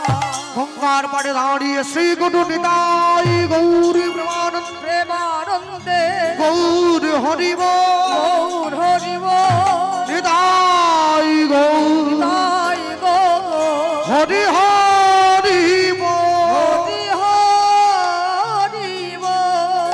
সাপ দিয়ে গিয়ে বললো গঙ্গার চলে। এই কে রে? নিতাই চাঁদ মনে মনে ভাবছে আমার নাম নিয়ে ঝাঁপিয়ে মরলো, এই কে রে? ডুবিস না রে, ওরে আত্মহত্যা মহাপাপ, উঠে আয়। ও তো মরার জন্য ঝাঁপ দেয়নি, চান করার জন্য ঝাঁপিয়ে। কালো লোক সর্ষের তেল মাখা, ঝাঁপিয়ে পড়েছে গঙ্গার নুন জলে। এবার যখন গলা থেকে মাথা পর্যন্ত তুলেছে, পান কৌড়ি পর্যন্ত ফেল হয়ে যাচ্ছে, এত কালো। নিতাই চাঁদ মনে মনে চিন্তা করছে, জীবনে আমি অনেক কালো মানুষ দেখেছি, এইরকম কালো দেখি নাই। এই কে রে, উঠে আয়, উঠে আয়। গুরুদেবের তো শিষ্যের মুখটা মনে নেই, কিন্তু শিষ্যের তো গুরুদেবের মুখটা মনে আছে। উদ্ধারণ দত্ত সাঁতার কেটে গঙ্গার পাড়ে এসে সোজা গিয়ে নিতাই চাঁদের চরণে পড়লেন, জয় নিতাই। পড়ে গেছে পায়ে। কে পায়ে পড়ে? কে? জগতের যত দেব দেবী আছে সবাইকে প্রণাম করবেন ডান দিক থেকে, ভগবানকে প্রণাম করবেন বাম দিক থেকে, সাধুগুরু বৈষ্ণবকে প্রণাম করবেন সামনে থেকে। এ প্রণাম চলবে নি, এ কেশি পালের ফোল্ডিং। আবার অনেকে প্রণাম করে, বাহ বাহ, মানে ভগবানের থেকে যেন আমার দাম বেশি আছে। কি রে এরকম করছে কেন রে? ভগবান হাত দিয়েছে, পা দিয়েছে, এরকম করছে কেন? বলি দেখো দেখো তোমরা সবাই মিলে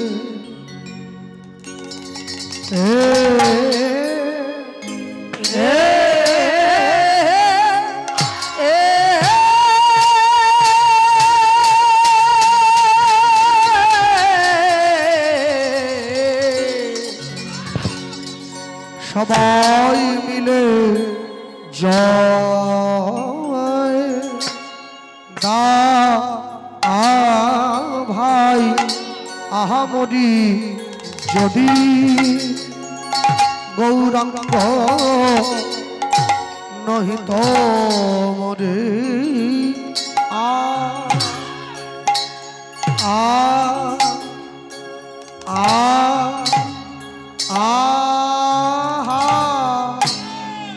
আহা রে এ তোমরা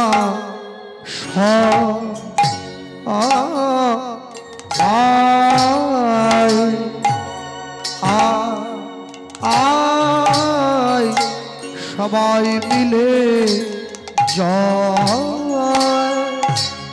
দা ভাই আহামরি যদি গৌরাঙ্গ নহিত মরিয়া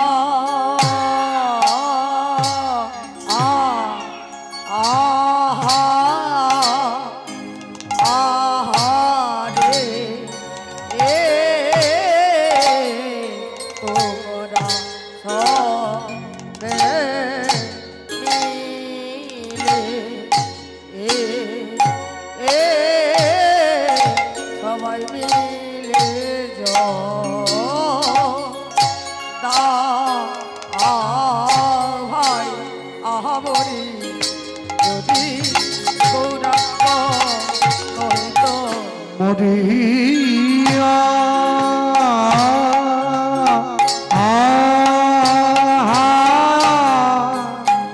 আহা রে এ তোমরা সবাই মিলে সবাই মিলে জয় দাও ভাই আহামরি যদি গৌরাঙ্গ নহিত মরিয়া আহারে তোমরা সবাই মিলে সবাই মিলে জয় দাও ভাই আহামরি যদি গৌরাঙ্গ নহিত মরিয়া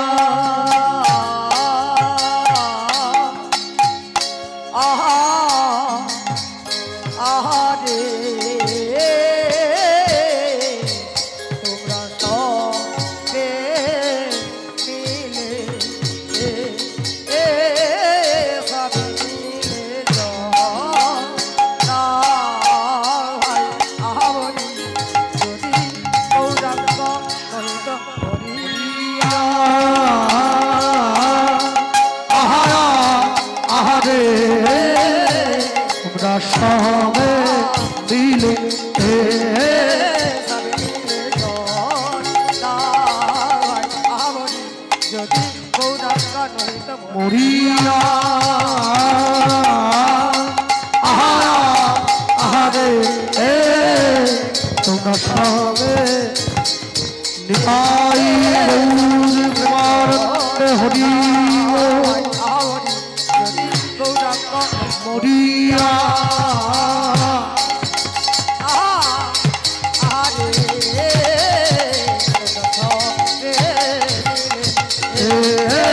সবে মিলে জয় গাও আহারি আরে যদি গৌরাঙ্গ নহিত বসো আনন্দ লীলাময় বিগ্রহায়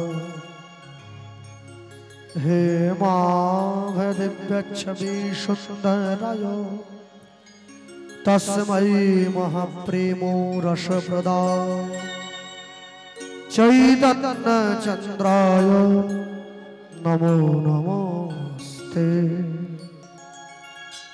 তৃণাদপি সুনিচেণ তরোরিব সহিষ্ণুনা আমানিনা মানধীন কীর্তনেয় সদা হরি।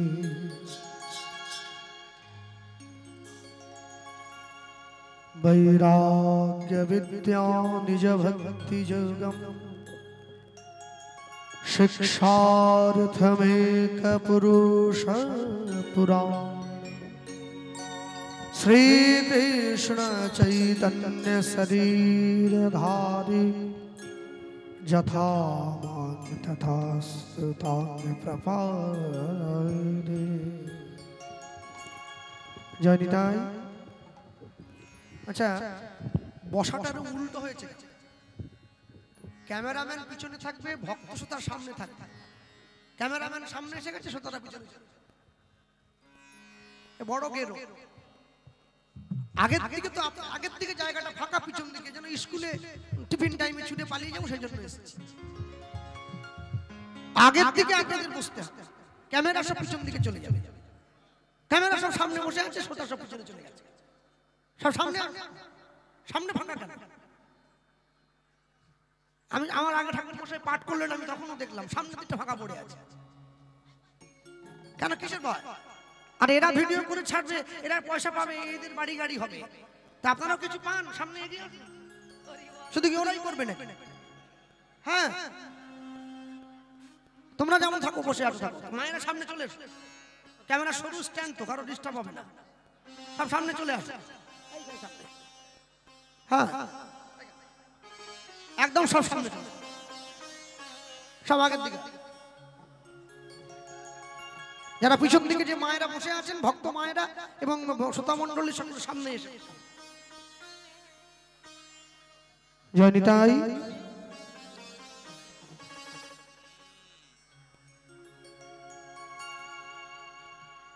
উপস্থিত মহামহালীলা সংকীর্তন রূপী মহত্তর যজ্ঞানুষ্ঠান কীর্তন প্রারম্ভে জয় জয় নিতাই গৌর হরি বল হরি বল হরি বল।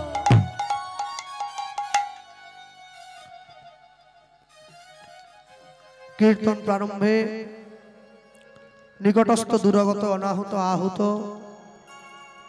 নিমন্ত্রিত অনিমন্ত্রিত যত ভক্তমণ্ডলী ভক্তিমতী মায়েরা আজকে ভক্ত ভগবানের লীলাগুণ কথা শ্রবণ করবার জন্য এসেছেন, তাদের সকলা শ্রীচরণে শতকোটি দণ্ডবত প্রণাম।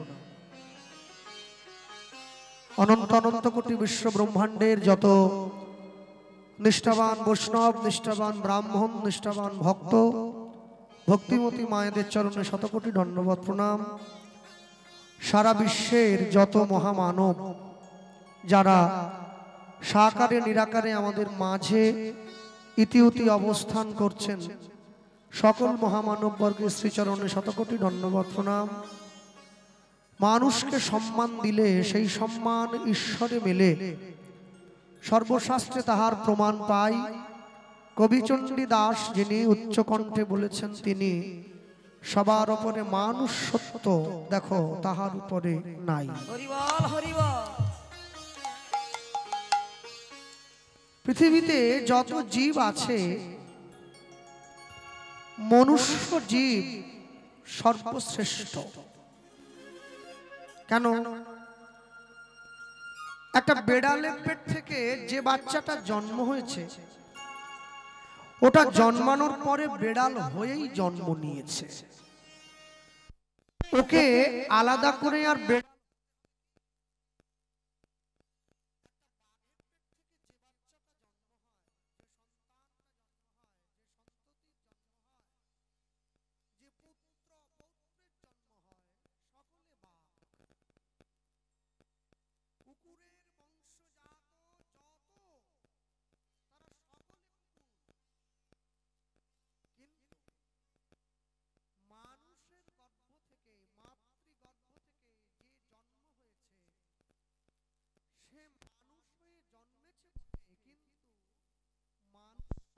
মনুষ্যত্ব অর্জন করে তারপরে তাকে মানুষ হতে হয়েছে। পৃথিবীতে দুই রকমের মানুষ আছে, একটা হচ্ছে মানুষ, একটা হচ্ছে বেহুশ। যার মান আর হুঁশ এই দুটোর একটাও নেই, সে হচ্ছে বেহুশ। যার মান এবং হুঁশ দুটোই আছে, সে মানুষ পদবাচ্য। যার জন্যে সন্দ্রে মানুষ ভাই, সবার উপরে মানুষ সত্য, তাহার উপরে নাই। এই কথাটা কোনো বেড়াল বা কুকুর, কোনো শৃগাল, কাউকে উদ্দেশ্য করে বলা হয়নি, শুধুমাত্র মানুষকে উদ্দেশ্য করে বলা হলো। তাহলে মানুষের জীবনের প্রথম কর্তব্য, আজকে যদি আপনাদের এই গ্রামে হঠাৎ করে দেশের প্রধানমন্ত্রী এসে দাঁড়ায়, তাহলে গ্রামের সমস্যাটা প্রধানমন্ত্রীর কাছে জানাবার জন্য একটা লোকের দরকার, যে আমাদের গ্রামে আলো নেই, কল নেই, জল নেই, সমস্যা। তাহলে সমস্যা, তাই এত গ্রামের মানুষ সবাই যদি প্রধানমন্ত্রীকে এক এক করে সমস্যার কথা বলতে যায়, এখন আমাদের সময় থাকলে প্রধানমন্ত্রীর তো সময় নেই যে এত লোকের কথা শুনবেন। তাই গ্রামের লোক সকলকে এক জায়গায় করে একটা সিদ্ধান্ত নিয়েছেন, কি আমাদের গ্রামবাসীর পক্ষ থেকে তুমি বলবে প্রধানমন্ত্রীর কাছে, অল্প সময়, ওনাকে আরো 4টে গ্রামে যেতে হবে, তুমি বলবে আমাদের কি সমস্যা।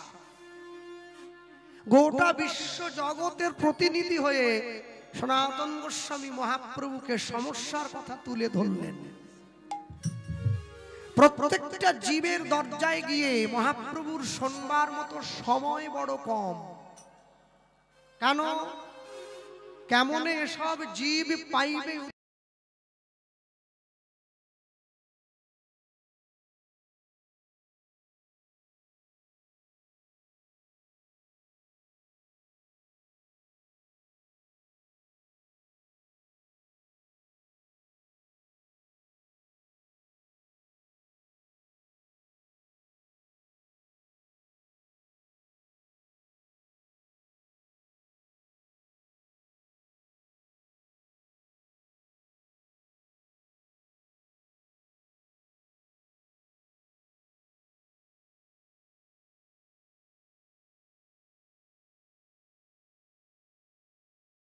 ধার বিষয় সুখেতে সব মজি আছে সংসার, বলিলেও কেহ নাহি লয় কৃষ্ণ নাম, নিরবধি করে শুধু আমিত্বের ব্যাখ্যা।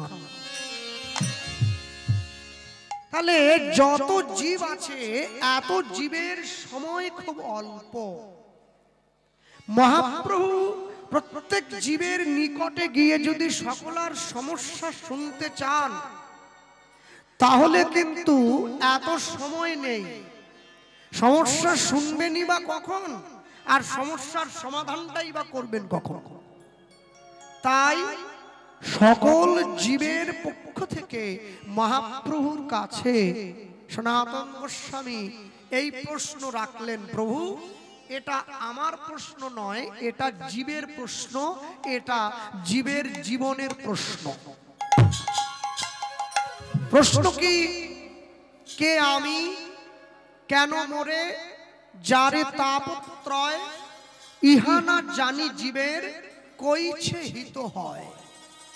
আমি কে, কোথা থেকে এলাম, কেন আমি ত্রিতাপ জ্বালায় জ্বলে যাচ্ছি, এই তিনটে প্রশ্ন। তিনটে প্রশ্নের দুটি পংক্তিতে, একটি পংক্তিতে দুটি লাইনের মধ্যে প্রশ্ন করা হলো। মহাপ্রভু একই পংক্তিতে উত্তর দিলেন। তিনি বললেন, জীব নিত্য কৃষ্ণ দাস, ইহা ভুলি গেল, মায়া পিশাচি জীবের গলেতে বাঁধিল। তাহলে জীবের স্বরূপ হয় কৃষ্ণের নিত্য দাস। হ্যাঁ, তাহলে যে জীব কৃষ্ণের নিত্য দাস হয়ে জন্মায়, জীবের প্রথম আলেখ্য কি থাকে? এই যে প্রথম আলেখ্য, যেটা আমি শ্লোকের মাধ্যমে বললাম, আপনারা সকলে শুনেছেন, বৈরাগ্য বিদ্যা নিজ ভক্তি যোগম, আলেখ্য বলা হচ্ছে। এটিকে আলেখ্যীয় শ্লোক বলা হয়। আলেখ্য কি? আস্তে, যে সমস্ত সাধুগুরু ভক্ত জ্ঞানী গুণীজন বসে আছেন আজকে, আপনারা আমার আগে যে ভাগবতীয় কথা আপনারা শুনছিলেন এতক্ষণ বসে, আপনারা নয়, আমিও শুনেছি। শুধু শুনেছি বলবো না, শোনার মতো সৌভাগ্য অর্জন হয়েছে। হ্যাঁ, অনেকে ঘুরছিল, অনেকে চা খাচ্ছিল, অনেকে রাস্তার দিকে গিয়ে বিড়িও খাচ্ছিল। একবার চিন্তা করে একটু দেখেছেন কি, যিনি ভাগবতীয় কথা বলছিলেন তিনি কে, তার পরিচয়? আমার শ্রী গুরুদেব বলেন, সাধু মুখে হরি কথা। আমি সাধু নয়, আমি তো অসাধু। বুঝতে পারছেন না? কীর্তনের পরে 100 টাকা কম দেন দেখি, তারপরে বোঝাচ্ছি আমি কে। ধুতি পাঞ্জাবি খুলে একবারে গামছা পরে লাফিয়ে পড়ে যাব না? একটু পান থেকে চুন খসলে একবারে, পারলে তো মালিকের ঘাড়ে উঠে পড়ি। এত বড় সাহস, আপনি আমাকে 100 টাকা কম দিচ্ছেন? আমি সাধু। যার মুখে শুনছিলেন তিনি কে? দ্বাদশ গোপালের এক গোপাল, ধনঞ্জয় পণ্ডিত মহাশয়ের ত্রয়োদশ উত্তর পুরুষ রাধা বিনোদ ঠাকুর গোস্বামী। তার মুখে ভাগবতীয় কথা শুনছেন। আপনাদের উচিত ছিল, যদি বুঝতে নাও পারেন তবু বসে থাকা। যদি বুঝতে নাও পারেন না তবু বসে থাকা। কেন? 5 কিলো ঘি যদি কিনে নিয়ে যায়, ঘি বাদ দেন, দক্ষিণ 24 পরগনা ঘিয়ের জন্য বিখ্যাত না, সুন্দরবনের মধুর জন্য বিখ্যাত। একবারে সুন্দরবনের সাদা মধু 5 কিলো একটা কৌটোতে করে কিনে নিয়ে মেদিনীপুর, আমার বাড়ি মেদিনীপুরে নিয়ে গেলাম। নিয়ে যাওয়ার পরে মধুর কৌটো খুলে দেখছি, আমাকে যে সুজিত দা মধুটা দিয়েছিল একটা পিঁপড়ে পড়ে গেছে। কি করবেন? মধু ফেলে দেবেন না পিঁপড়েটা ফেলবেন? পিঁপড়ে ফেলে দেবেন। সাধু মুখে হরি কথা হচ্ছে ওই মধুর মতো। 5 কিলো মধু, আর যে মনটা বসতে চায় না ওটা পিঁপড়ের মতো। তা কি মধু ফেলে দেবে? মানুষের মধু ফেলে দিয়েছে, বাইরে গিয়ে বিড়ি খাচ্ছে। আরে মধু ফেলছেন কেন? পিঁপড়ে ফেলে দেন। মনটাকে বলুন না, বুঝতে পারছি না তো বস না। পাচ্ছি না তো কি হয়েছে? বুঝছি না, দরকার নেই, বুঝবো না। শুনতে তো হবে হরি কথা। এহেন মহাজনের মুখে কর্ণরন্ধ্রে প্রবেশ মাত্র কর্ণরন্ধ্রের মঙ্গল হয়। তাই গৌর হরি বল, হরি বল। শুনতে হবে। শুনতে যদি থাকেন, এক না একদিন ঠিক কর্ণরন্ধ্রে গিয়ে সেই কথা আপনার অন্তরে প্রেমের বহিঃপ্রকাশ ঘটিয়ে তুলবে। যদি গৌরাঙ্গ নহিত কিমেনে হইত কেমনে ধরিতাম দে। দে মানে হলো দেহ। চৈতন্য মহাপ্রভু যদি না থাকতেন কলিকালের মানুষ নিজের দেহটাই ধরে রাখতে পারত না, অন্য কিছু অনেক দূরের কথা। এরপরে বললেন শ্রী রাধার মহিমা প্রেম রসসীমা জগতে জানা তোকে। আস্তে যারা বসে আছেন এই জায়গায় আমাকে বলুন তো কাদের কাদের বাড়িতে ভগবানের মন্দির আছে? হাত তুলুন থেকে। ওই মন্দির, বাহ, বাবারা সামনে বসে আছে। মায়েদের আছে না ভগবানের মন্দির? সুন্দর। তাহলে আপনাদের বাড়িতে যে ভগবানের মন্দির আছে একটু বিচার করে বলুন, সেই মন্দিরটা, যে মন্দিরটা আপনারা বাড়িতে তৈরি করলেন ইট কাঠ চুন সুরকি পাথর টাইলস মার্বেল লাগিয়ে, সেই মন্দিরের মূল্য বেশি না যে মন্দির ভগবান আমাদের দিয়ে পাঠিয়েছেন সে মন্দিরের মূল্য বেশি? এইটা, এটা ভগবান দিয়ে পাঠিয়েছেন তাই এর মূল্য তো বেশি হবে। আচ্ছা, যে মন্দিরটা আপনারা বাড়িতে তৈরি করলেন ইট কাঠ চুন সুরকি টাইলস মার্বেল লাগিয়ে, সেই মন্দিরে প্রত্যেকদিন সন্ধ্যেবেলা করে কি জ্বালেন? প্রদীপ, ধূপ, ধুনো, পঞ্চপ্রদীপ, কর্পূর। আচ্ছা, যে মন্দির মানুষ তৈরি করলো সেই মন্দিরে মানুষ ধূপ জ্বালালো আস্তে, আর যে মন্দির ভগবান দিয়ে পাঠালো সেই মন্দিরে বান্ডিল বান্ডিল বিড়ি জ্বালাচ্ছে। সেই মন্দিরে প্যাকেট প্যাকেট খৈনি ঢুকছে। সেই মন্দিরে মরা মাছ, মরা হাড়, মরা ওরে মরা রে, মন্দির তো ভাগাড় হয়ে গেছে। মরা ঢুকতে ঢুকতে একবারে ভাগাড়ের সমান। হ্যাঁ, ভাগাড়ে ফেলে দিলেও কেউ কুড়িয়ে নিয়ে যায় না, মন্দিরের এমন দশা। আবার এই ভাগাড়ে মরা মরে গেলে পচে যাবে তো, তাই ভাগাড়টাকে আবার যাতে পচা গন্ধ লোকের নাকে না যায় ওই জন্য এখন ভালো ভালো সব বডি স্প্রে বেরিয়েছে, দিয়ে বেরোচ্ছে। ভাগাড়ে এমন গন্ধ সে ঢাকার জন্য সব স্প্রে দিতে হয়, বুঝেন না? যে মন্দির মানুষ তৈরি করে সে মন্দিরে ধূপ জ্বালায়, যে মন্দির ভগবান দিয়ে পাঠায় সে মন্দিরে বিড়ি জ্বালায়। যে মন্দির মানুষ তৈরি করেছে সেই মন্দিরে ভগবানকে ভোগ দিচ্ছে কি? আলু ভাজা, উচ্ছা ভাজা আর বড়ি ভাজা, প্রেমানন্দে ভোজন করে নদী আর রাজা, ভজপতি তো উদ্ধারণ শ্রী গৌর।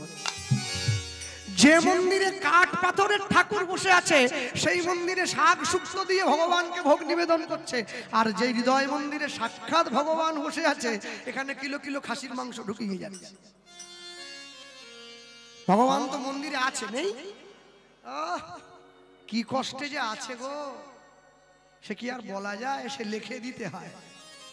হ্যাঁ, আপনিও ভগবানকে ভালোবাসেন, আমিও ভগবানকে ভালোবাসি। হ্যাঁ, আমাদের মেদিনীপুরের দিকে যখন প্রচন্ড বর্ষায় সব মাঠ ঘাট ডুবে যায় না, মেদিনীপুরের লোক মাছ ধরতে বেরোয়। মাগুরি চেনেন? মাগুরি তাই ঘুনি বলা হয়, ছোট ছোট বাঁশ কাঠির তৈরি হয়, পেটটা বড় মুখটা ছোট, দেখেন না? ওকে শুদ্ধ কথায় মাগুরি বলে। একবারে ওই জমিতে যে আল থাকে যা দিয়ে হেঁটে যায় লোক, ওই আলটা কেটে মাগুরিটা আলের উল্টো দিকে বসিয়ে দেয়, ছোট মুখটা, আর সামনের দিকটা পরিষ্কার করে দেয়। মাছ ডাকছে, আয় চলে, রাস্তা পরিষ্কার। ছেলে মেয়ে বউ ছেলে সবকে নিয়ে গিয়ে ঢুকে পড়লো মাগুরির মধ্যে। ভাই রে ভাই, ঢুকে পড়া তো সোজা, বেরোনো কিন্তু খুব কঠিন। হরি বল, হরি বল। ও চেষ্টা করে মাথা দিয়ে, মাছের গুঁতো থেকে আর মাগুরি সরে। বিরাট বড় সংসারটাতে ঢুকে পড়া বড় সোজা, বেরোনো বড় কঠিন।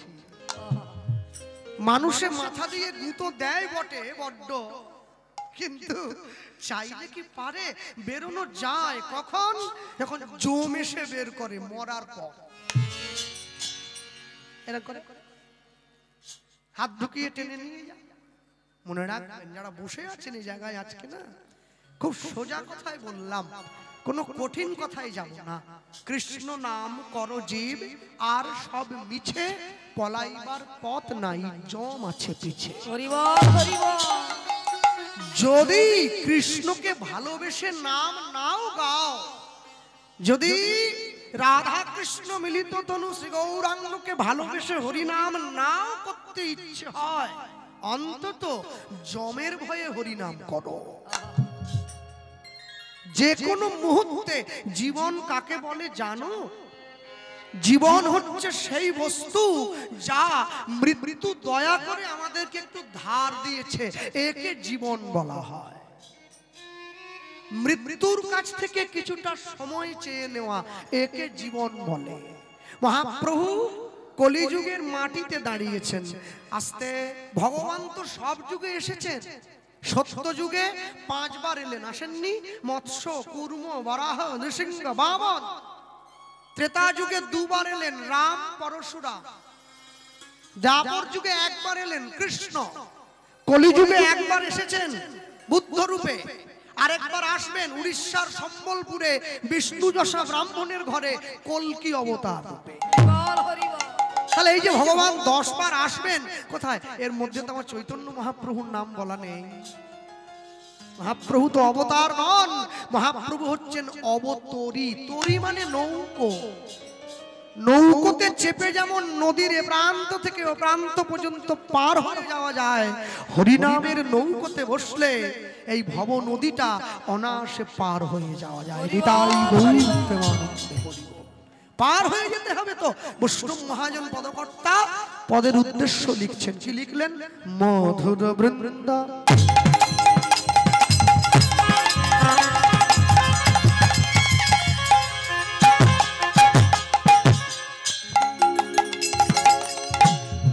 ও গো পিপি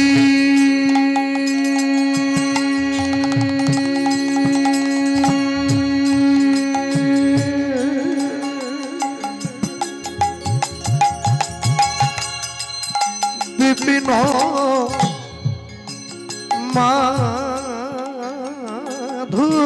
মাধুরী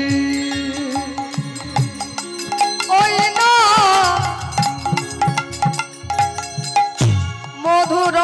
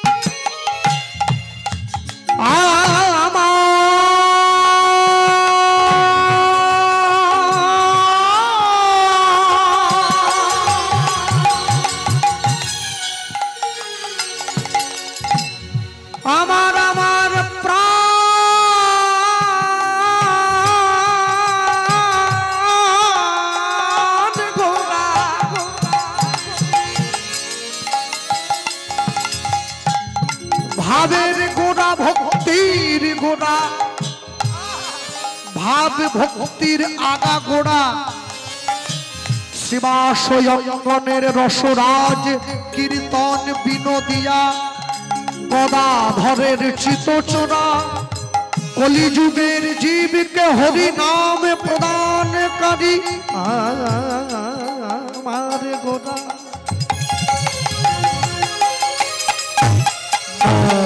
মধুর বৃন্দা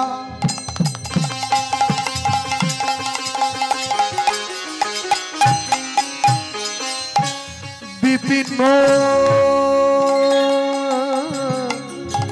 মাধুরী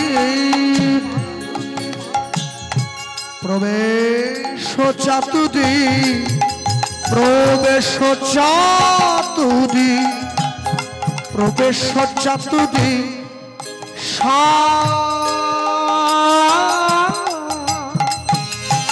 ওই না মধুর বৃন্দা বিপিন মাধুরী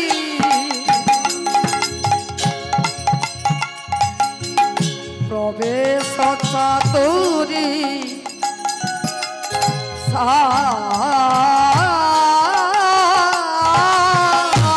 ও গো বড় যুবতী ভাবে ভকতি সকতি হইত কার ওই না বড় যুবতী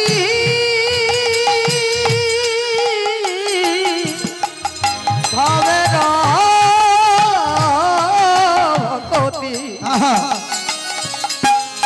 সকতি হইত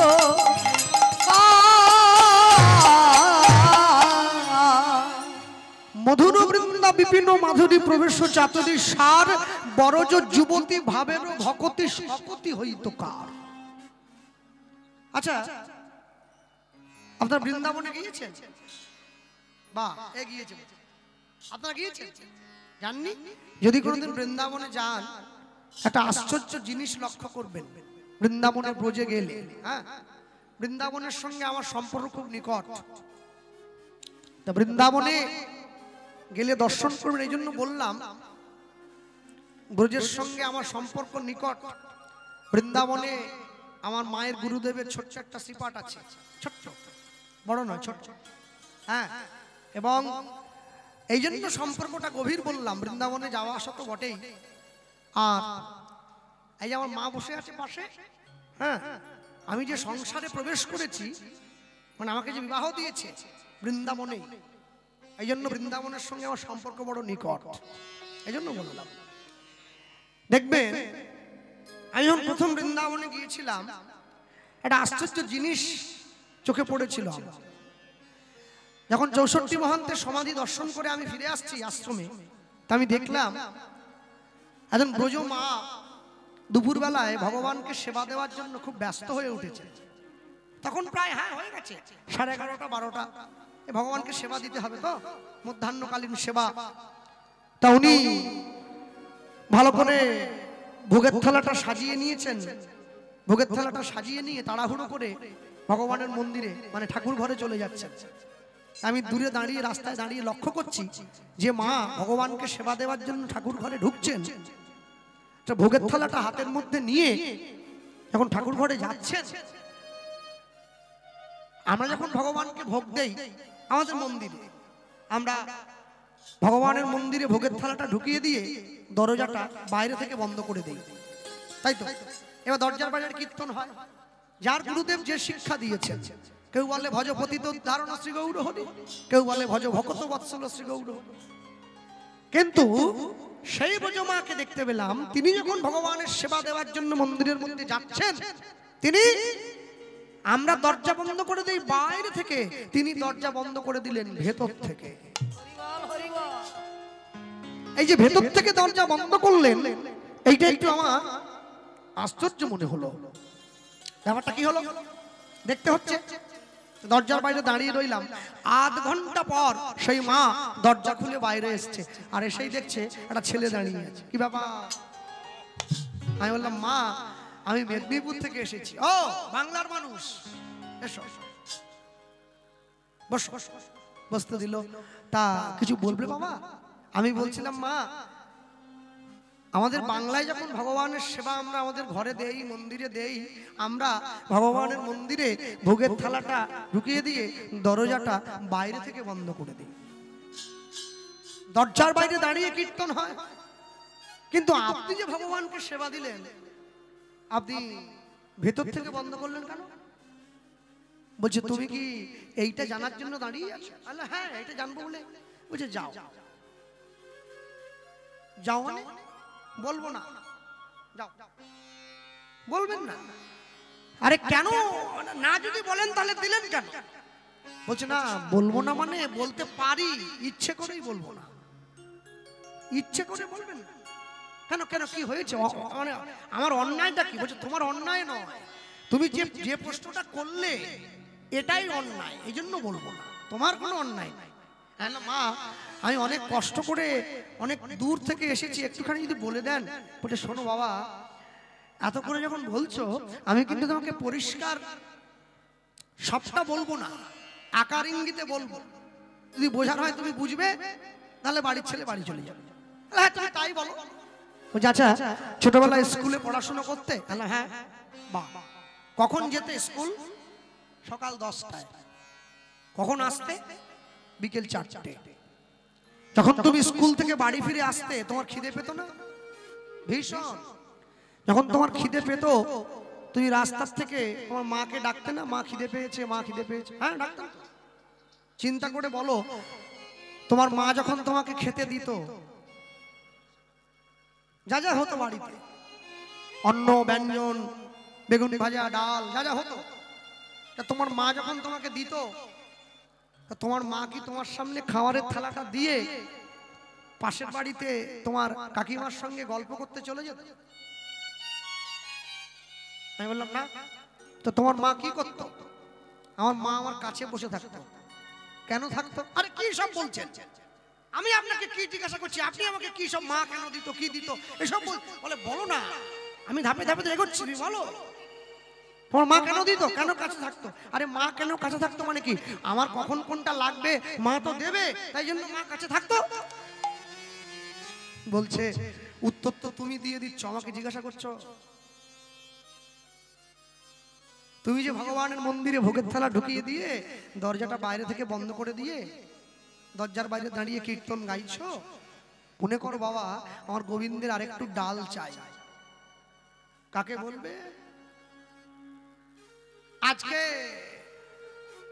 আলু পটলটা বড্ড স্বাদ হয়ে গেছে, আরেকটু হলে ভালো হতো, কাকে বলবে? কি ভগবান দরজা খুলে বাইরে বেরিয়ে আসবে? তা তো হবে না। হ্যাঁ তাহলে বলে ওই জন্য কাছে বসে থাকি। আমার ঘরে যা আয়োজন হয়েছে তাকে দেবো, খাওয়াবো, মুখ ধোয়াবো, মুখ মোছাবো, বিছানা পেতে রেখেছি, ঘুমো পাড়াতে হবে, তারপরে আমি নিজে গিয়ে খেতে বসবো। হ্যাঁ তোমরা বাংলার মানুষ ভগবানকে ভালোবাসো ভগবান বলে, আমরা ব্রজের মানুষ আমরা ভগবানকে ভালোবাসি ঘরের ছেলে বলে। হরি বল, হরি বল। আমাদের মতো করে এইভাবে ভালোবাসা দিতে ভগবানকে সবাই পারবে না, যার জন্য ভগবান সবার ঘরে থাকবেও না। মহাজন লিখছেন এত কষ্ট করে যদি কৃষ্ণ ভালোবাসতে না পারো, নিয়মটা সোজা করে দিয়েছে। কি সোজা? একদম সহজ করে, একদম সুন্দর করে পরিষ্কার বলে দিলেন। কি গাও পুনো পুনো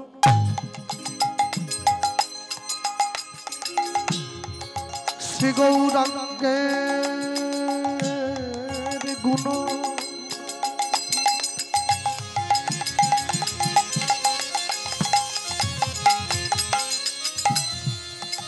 ওই না গাও পুনো পুনো পুনো পুনো,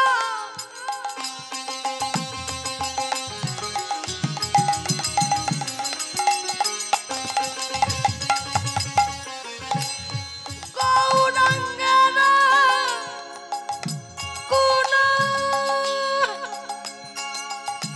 গৌরাঙ্গের গুণ গাও,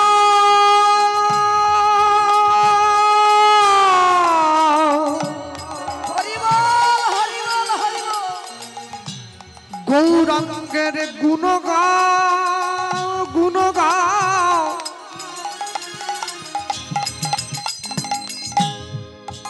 যার নুন খেলে তার গুণ গাও, পুনো পুনো বারবার গাও গুণ, একবার না পারিলে দেখো শতবার গাও পুনো পুনো শ্রী গৌরাঙ্গের গুণ। উলুধ্বনি হৃদয় ওই না গাও পুনো পুনো শ্রী গৌরাঙ্গের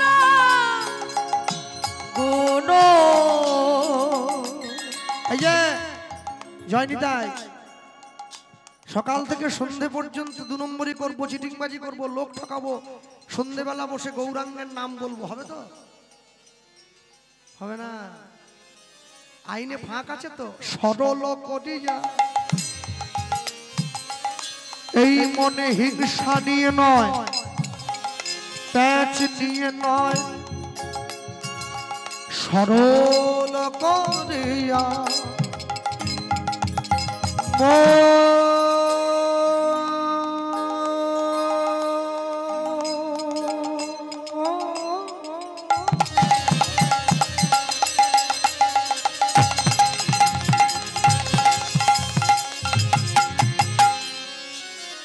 ওই না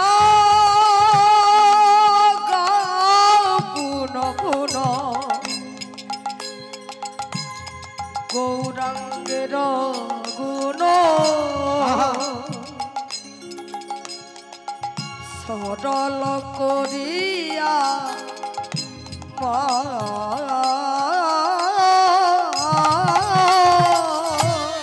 ও গো এ তিন ভুবনে আমি এমন দয়াল না দেখয়ে একজন ওই নয় তিন ভুবনে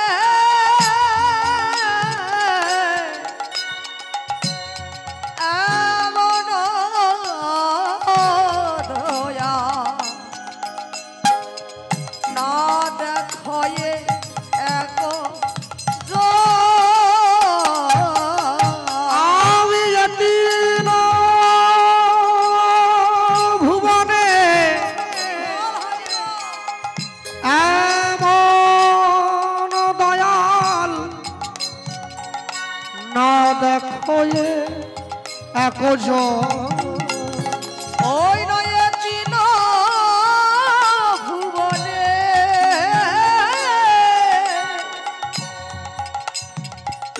এমন দয়া না দেখয়ে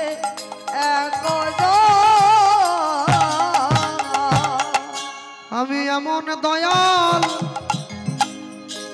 আজ দেখি নাই আমি এমন দয়া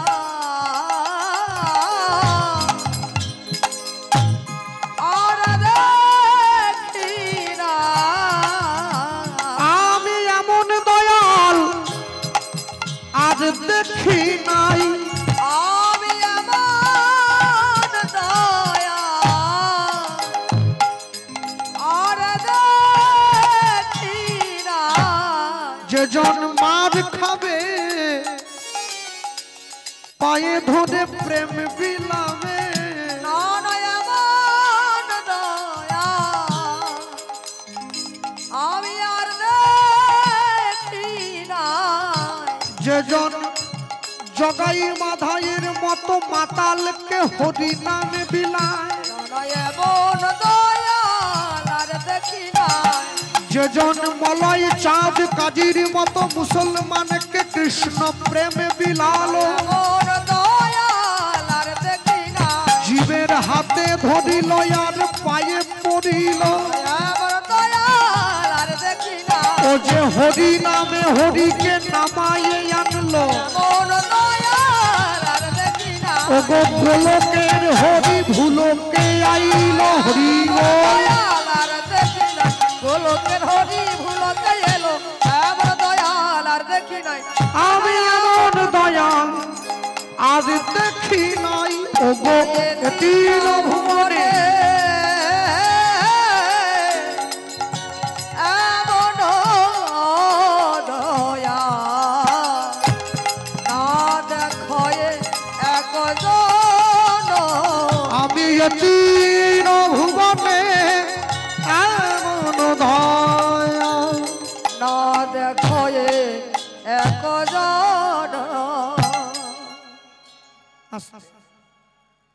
মৌমাছি কোনোদিন মাছির সঙ্গে বন্ধুত্ব করবে না। মৌমাছি যদি মাছির সঙ্গে বন্ধুত্ব করে পক্ষান্তরে দুজনেরই ক্ষতি হবে, লাভ নয়। কেন? মৌমাছি কি খায়? মধু। মাছি কি খায়? পুঁজ রক্ত। দুজনের জাতীয় আলাদা, দুজনের খাদ্য গুণও আলাদা। জীবনে সৎ এবং অসৎ এই দুটো কোনোদিন একসঙ্গে মেলে না। মেলে কি? সতের লক্ষ্য আলাদা, অসতের লক্ষ্য আলাদা। অসৎ পথে গাড়ি বাড়ি করা যায়, কিন্তু ওটা স্থায়ী হয় না।